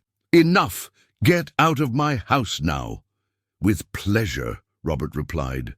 "But remember, without me, you have no way to pay for the surgery. And when Isadora dies, you'll all know it was because of your stubbornness." The final threat was too much for Jefferson. "Stop!" he yelled. "Stop now!" "Why? Did you find out you don't have the stomach for real revenge?" "I found out you're worse than anything Franklin ever did," Jefferson replied. "At least he never used a sick child as a weapon." Robert laughed bitterly. "How touching. The Avenger found out he has a conscience." "I found out I was wrong," Jefferson said, looking directly at Franklin. "About a lot of things." At that moment, Willow broke away from Isadora and walked over to Robert. Her small stature contrasted sharply with his height, but there was something in her posture that made the man flinch instinctively. "You're like the bad people who hurt my mum," she said with a scary calm. "But do you know the difference between you and Franklin?" "What?" Robert asked, almost mockingly. "Franklin is sorry and is trying to fix things. You're not sorry for anything." The devastating simplicity of Willow's observation left Robert speechless. A 4-year-old child had perfectly summarized the difference between redemption and evil. "Get out," said Theodora, who'd watched everything in silence. "Get out now before I call security." Robert looked around the room, seeing all the faces turned against him. Even Jefferson, his ally, had distanced himself. "You'll regret this," he said, heading for the door. "All of you." After Robert left, the room was completely silent. Hope was sitting on the couch, hugging Isadora and crying. Mallory consoled Willow, who had finally begun to process the tension of the whole situation. "Hope," Franklin said gently, "don't blame yourself. You were a victim too."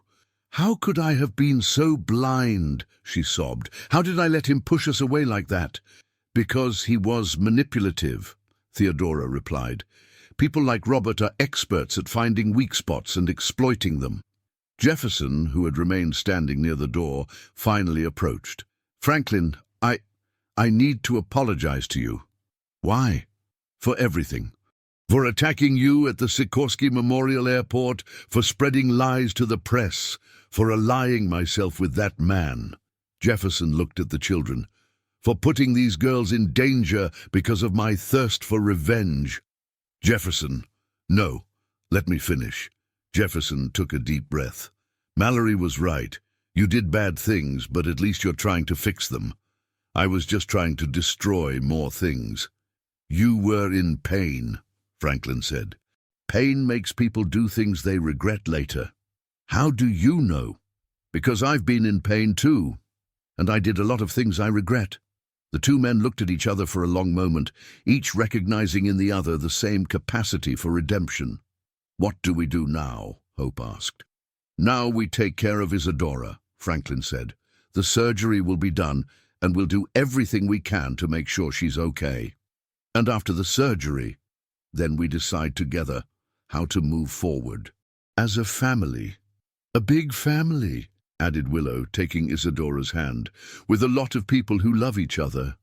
Isadora smiled for the first time in hours. "I like big families." But none of them knew that Robert hadn't left for good. Outside the property, he made furious calls, planning one last card that could destroy any chance of happiness for that newly reunited family. The following days brought a relative calm to the mansion. Hope and Mallory had developed an unexpected friendship, united by the shared experience of having been manipulated by men who should have protected them. The two women spent hours talking while the girls played together in the yard.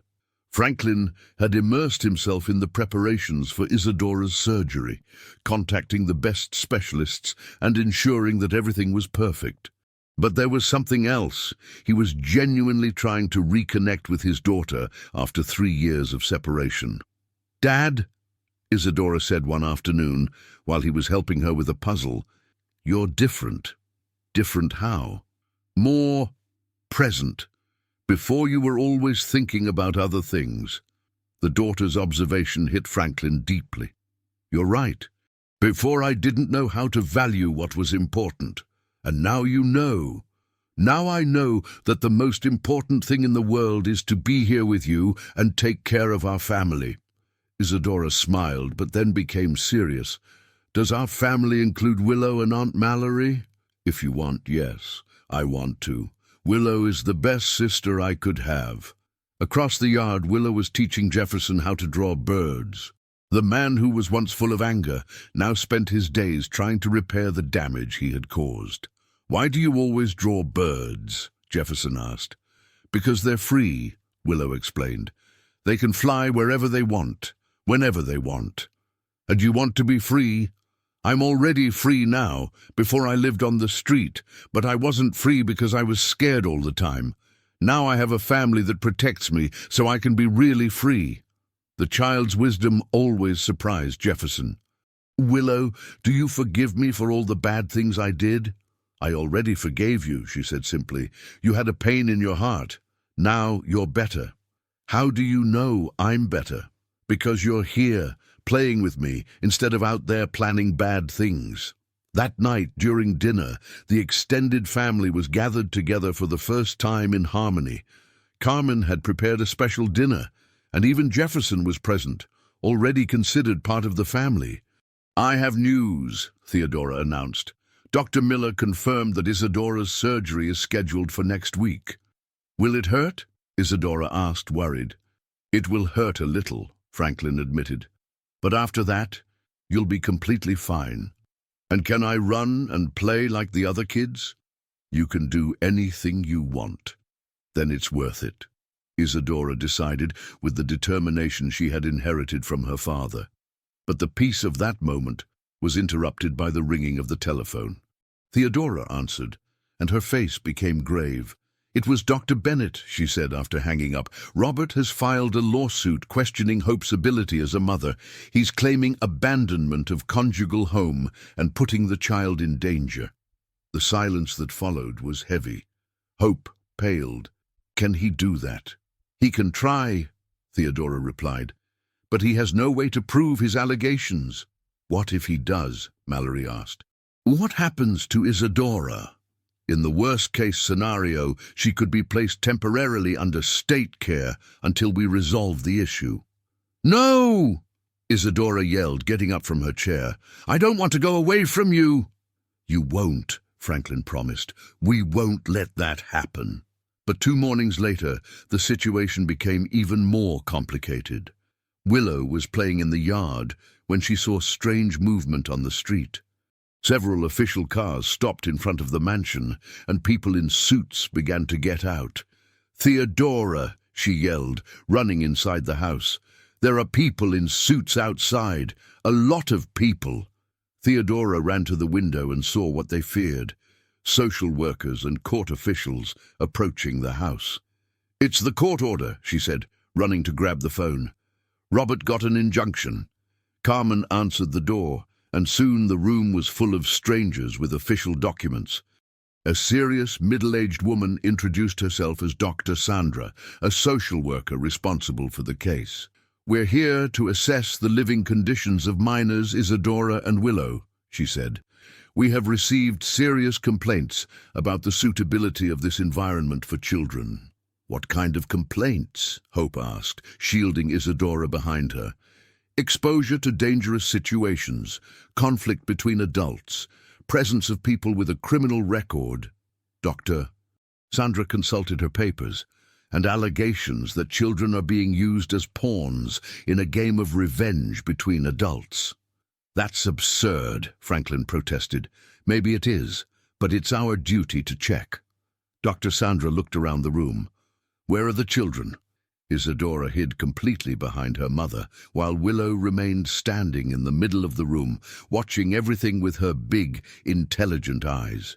"Hello," said Dr. Sandra, crouching down to be at Willow's height. "Are you Willow?" "I am. Can you tell me what your life is like here?"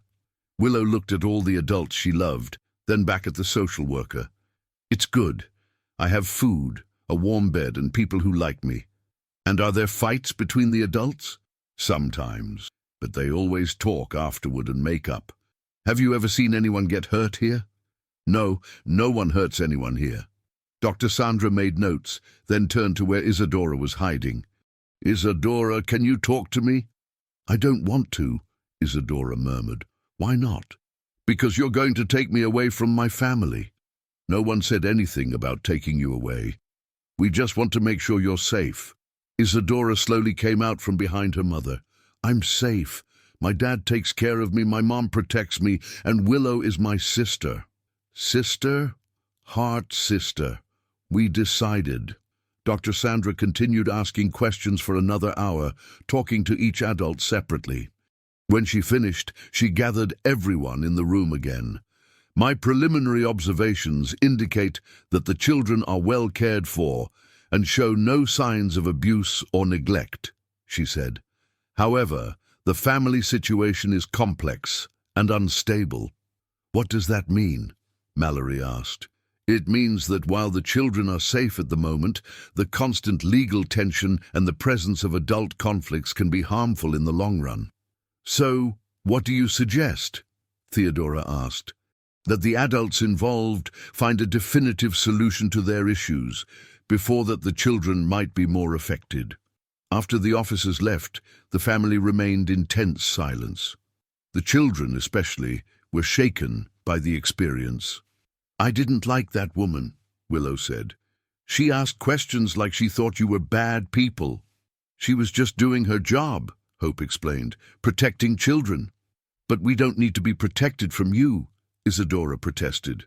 "We need to be protected from Robert." That night, while the girls were finally asleep, the adults gathered for a serious conversation. "We need to resolve this definitively," Franklin said. "Robert won't stop until he destroys us all." "What do you propose?" Hope asked. "We'll face him in court, with all the cards on the table. I'll publicly admit all the mistakes I made at the company. I'll financially compensate all the families who were harmed, and I'll prove that I've changed." "That could destroy your company," Theodora warned. "So what? I'd rather lose the company than lose my family. And I'll testify about everything Robert did," Hope added, "about how he manipulated me, how he isolated us, how he used a sick child to get what he wanted." "I'll testify too," Jefferson said, "about how he manipulated me to get revenge on you." Mallory nodded. "And I'll tell the whole truth about what happened at the company and how I ended up having to abandon Willow." "Then it's decided," Theodora said. "We're going to war." But none of them knew that Robert had prepared a final surprise that would test all the bonds they had built so carefully. Robert's surprise came the day before Isadora's surgery, when everyone was most vulnerable and focused on medical preparations. Dr. Bennett called Franklin urgently that morning. "Franklin, we need to meet immediately. Robert did something that could change everything." "What did he do now?" "He brought in a witness. Someone who claims to have definitive proof that you knew about the family relationship between Willow and Mallory from the beginning." Franklin's blood ran cold. "That's impossible." "I found out along with everyone else. The person claims to have recordings of conversations you had with private investigators, where you allegedly instructed them to specifically find Mallory's daughter. But that's a lie." "It might be. But the recordings sound convincing. We need to analyze them urgently." Franklin hung up the phone with trembling hands. If Robert could prove that he had lied about how he met Willow, the entire family's credibility would be destroyed. He went downstairs to the living room where he found everyone gathered for breakfast. Isadora was nervous about the next day's surgery, and Willow was trying to distract her by telling funny stories. "Dad," Isadora said when she saw him, "you look pale. Is the surgery dangerous?" Franklin forced a smile. "No, honey. The surgery will go well. Daddy's just worried about other things." "What other things?" Willow asked, always perceptive. "Adult things," Theodora replied quickly, noticing her brother's tension. But Hope wasn't fooled. "Franklin, what happened?" "Robert came up with a new accusation. We'll have to go to court this afternoon." "Today?" Hope despaired. "But tomorrow is the surgery." "I know, but we have no choice." Mallory approached him. "What kind of accusation?" Franklin hesitated, looking at Willow. "He's saying that I always knew you were Willow's mother. That everything was planned from the beginning." The silence that followed was heavy. Willow looked from one adult to another, trying to understand. "Is that true?" she asked directly. "No," Franklin replied firmly. "I found out that Mallory was your mother the same day as you." "Then why is Robert saying that?" "Because he's evil," Isadora said simply. "Evil people invent lies to hurt good people." That afternoon, the courtroom was packed. Robert had managed to attract local media attention again, and journalists were crowding the halls. The tension was palpable. Robert's witness was a middle-aged man who introduced himself as a former private investigator. He claimed to have audio recordings where Franklin specifically asked to find the daughter of the cleaning lady who denounced the company. "Mr. Hayes," Robert's lawyer said, "can you tell us about your hiring by the defendant?" "Yes. Franklin hired me 6 months ago to find a specific child, the daughter of a former employee named Mallory." "And did he explain why he wanted to find this child?" "He said it was to settle old scores and make sure the woman didn't talk about irregularities at the company." Murmurs spread throughout the courtroom. Hope looked at Franklin in horror. "He asked to locate the child and create a situation where he could save her, thus gaining the mother's gratitude and ensuring her silence." "And do you have proof of this?" "I do. Recordings of our conversations." The lawyer played the audio. The voice was clearly Franklin's, asking to find Mallory's daughter and talking about solving the problem once and for all. The impact was devastating. Hope started to cry. Mallory looked at Franklin with betrayal in her eyes, and even Theodora seemed shaken. But then something happened that no one expected. Willow, who was sitting quietly next to Mallory, stood up. "Can I speak?" she asked the judge. "Willow, no!" Mallory whispered, trying to make her sit down. "I want to speak," the girl insisted, "about what the man said." The judge, Judge Thompson, looked at the child with surprise. "It's irregular, but if you have something important to say." Willow walked to the front of the courtroom, her small figure contrasting with the solemnity of the environment. "I know that voice," she said, pointing to the sound equipment. "It's not Franklin's." "How can you be sure?" the judge asked. "Because I've lived with him for months. I know how he talks when he's nervous, when he's sad, when he's angry. That voice isn't his." "A child isn't a voice analysis expert," Robert's lawyer protested. "But she's an expert at knowing the people she loves," Willow retorted with a firmness that surprised everyone.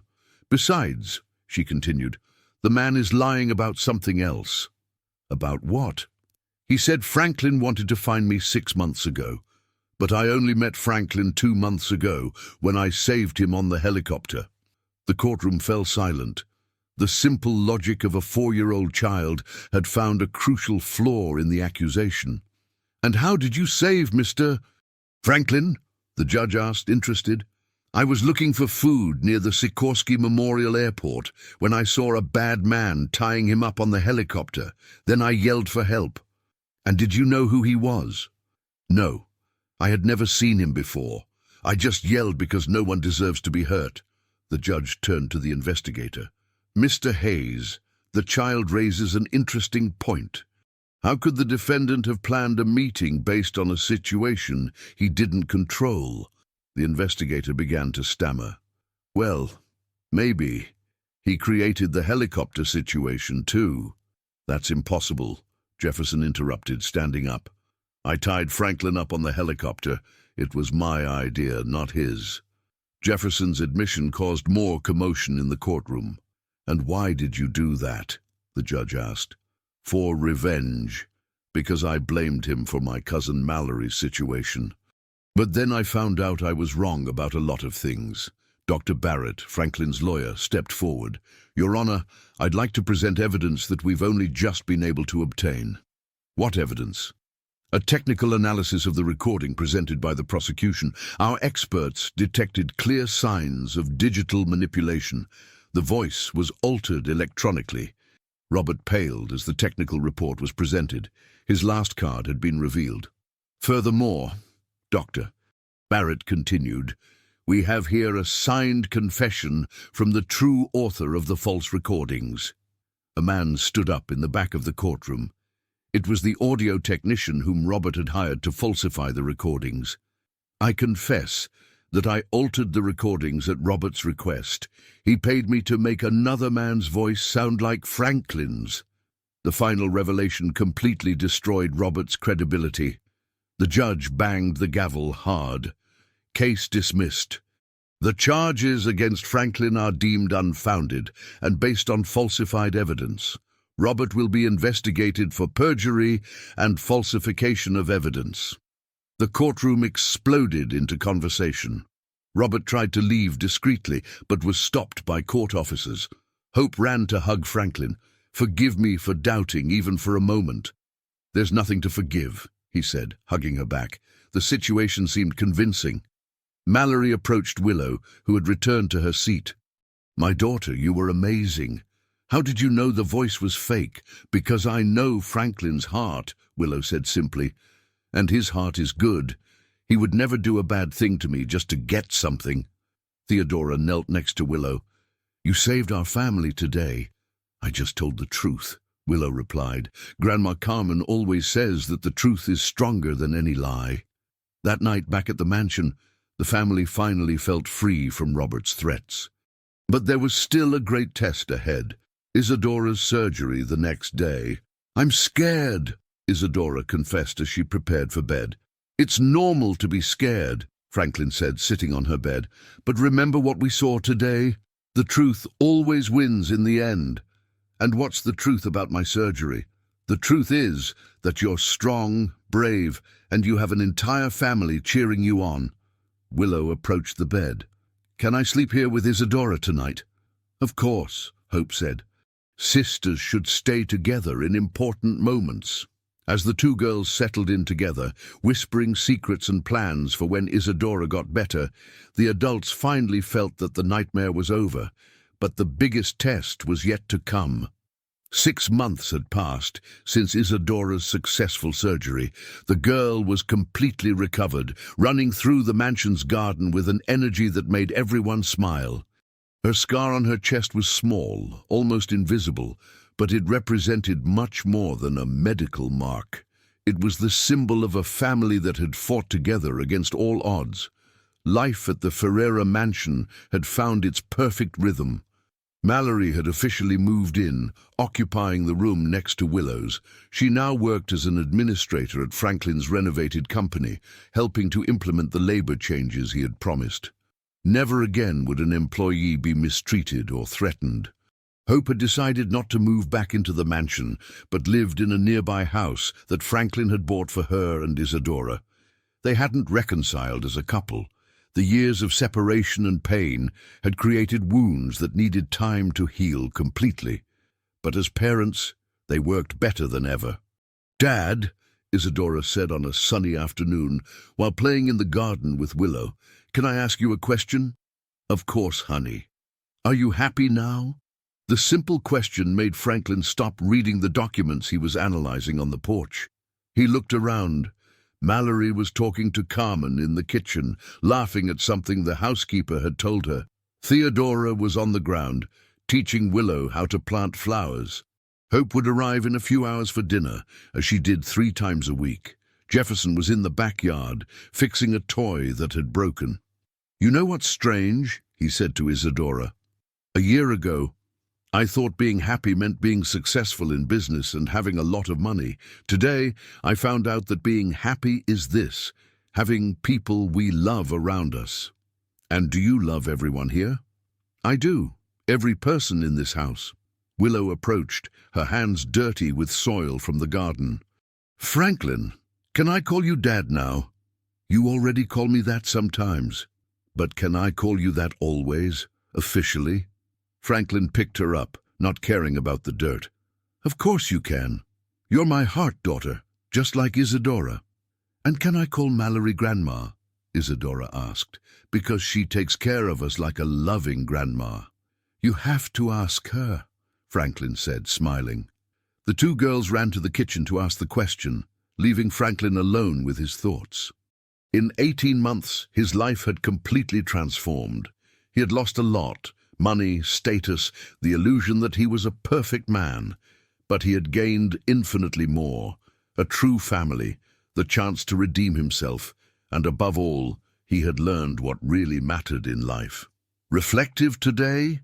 Theodora asked, sitting next to him on the porch. "Thinking about how we got here. It was a difficult journey. It was. But it was worth every moment of suffering. Even the moments when we thought we were going to lose everything. Especially those. Because it was in those moments that we discovered what we're really made of." That night, during dinner, Hope made an announcement that surprised everyone. "I received a job offer," she said. A non-profit organization that helps women who are victims of abusive relationships wants me to work with them, sharing my experience with Robert. It's an important cause, Mallory said. Are you going to accept? I am. I think it's time to turn my pain into something useful for other people. Will it change our routine much? Isadora asked, worried. No, honey. I'll continue living nearby, coming to dinner with you, participating in everything. I'll just be working during the day. Can I visit the NGO sometimes? Willow asked, to see how you help people. When you're older, you can. Why only when I'm older? Because there are women and children there who have been through very sad things, and you're still too young to hear those stories. But I've also been through sad things, and I'm okay. That's true, Hope admitted. You're stronger than many adults I know. After dinner, while the children played in the living room, the adults gathered on the porch for a serious conversation. There's something we need to decide, Theodora said, about the future of the company. What do you mean? Franklin asked. The company is doing well, better than before even. But you've lost interest in business. It's clear that your priorities have changed. Is that bad? It's not bad. It's human. But we need to be practical about the future. What do you suggest? That I officially take over as director of the company. You stay as a consultant, but with more time to dedicate to the family. Franklin considered the proposal. And do you want that responsibility? I do. I've always liked business more than you. And now that we've implemented all the labor changes, I want to continue expanding the company's social programs. Then it's decided, Franklin said. From tomorrow on, you're the new president of Ferreira Constructions. And you, Mallory asked, what are you going to do with all that free time? I'm going to be a full-time dad, he said, smiling, and maybe write a book about second chances. 3 months later, on a sunny Sunday morning, the family was gathered in the garden to celebrate Willow's first anniversary as an official part of the Ferreira family. The adoption process had been finalized, and both she and Isadora were now legally Franklin's daughters. Make a wish, Isadora said, holding the cake that Carmen had made especially for the occasion. Willow closed her eyes and thought for a moment. When she opened them, she was smiling. Ready, I've already wished. What did you wish for? Mallory asked. I can't tell you, or it won't come true. Give us a hint, Theodora insisted. Okay. I wished that our family continues to be happy forever. That's an easy wish to grant, Franklin said, hugging both daughters. Later, when everyone was taking an afternoon nap, Willow snuck into the office where Franklin was working on his book. Can I see what you're writing? You can. It's about our story. Our story. Mine and yours. Of our whole family. How we met. How we almost got lost, and how we discovered that love is stronger than any difficulty. Willow climbed onto his lap and looked at the computer screen. Are you writing about when I saved you on the helicopter? I am. But do you know what part of the story I like to write most? What? The ending. Because it's a truly happy ending. Are all happy endings the same? No. Some happy endings are about people who have always been happy. But the best happy endings are about people who have suffered a lot and then found happiness. Why are those better? Because when you've been through bad things, you learn to value the good things, and you never take happiness for granted again. Willow thought about this for a few moments. So our story is the best kind of happy ending. It is. Because we all suffered, but now we know the value of having each other. That night, while putting the two daughters to bed, Franklin reflected on the incredible journey that had brought them there.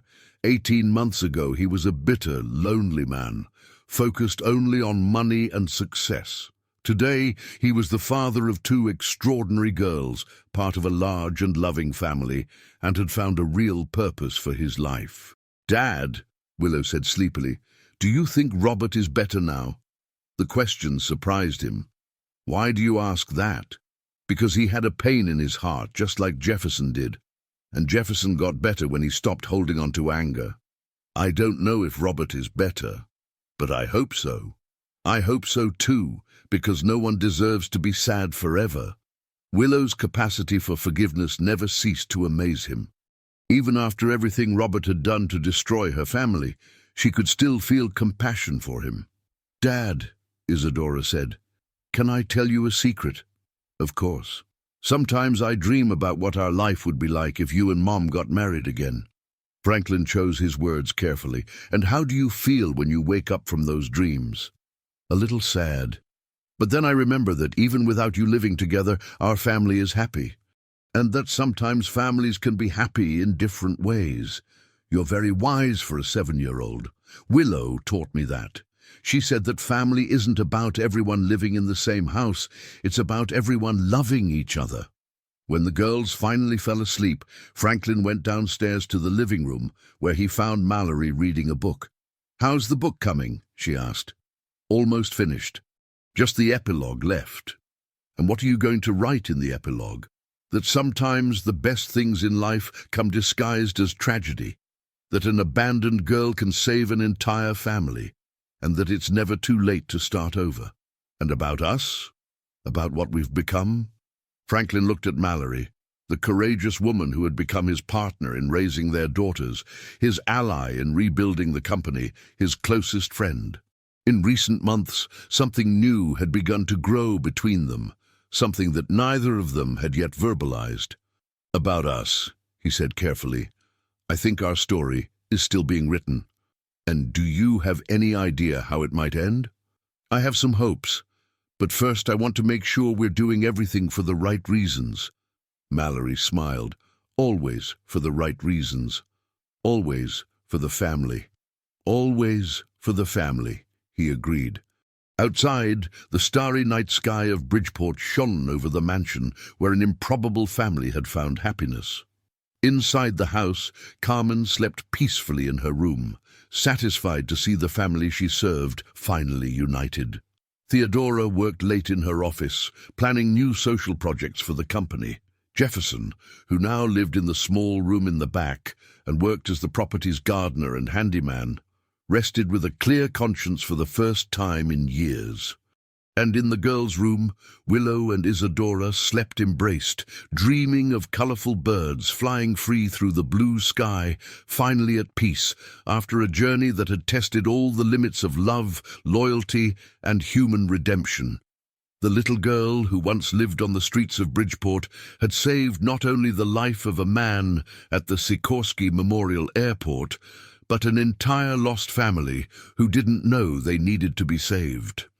And in the process, she had found for herself what she had always sought, a home where she would be loved unconditionally, forever.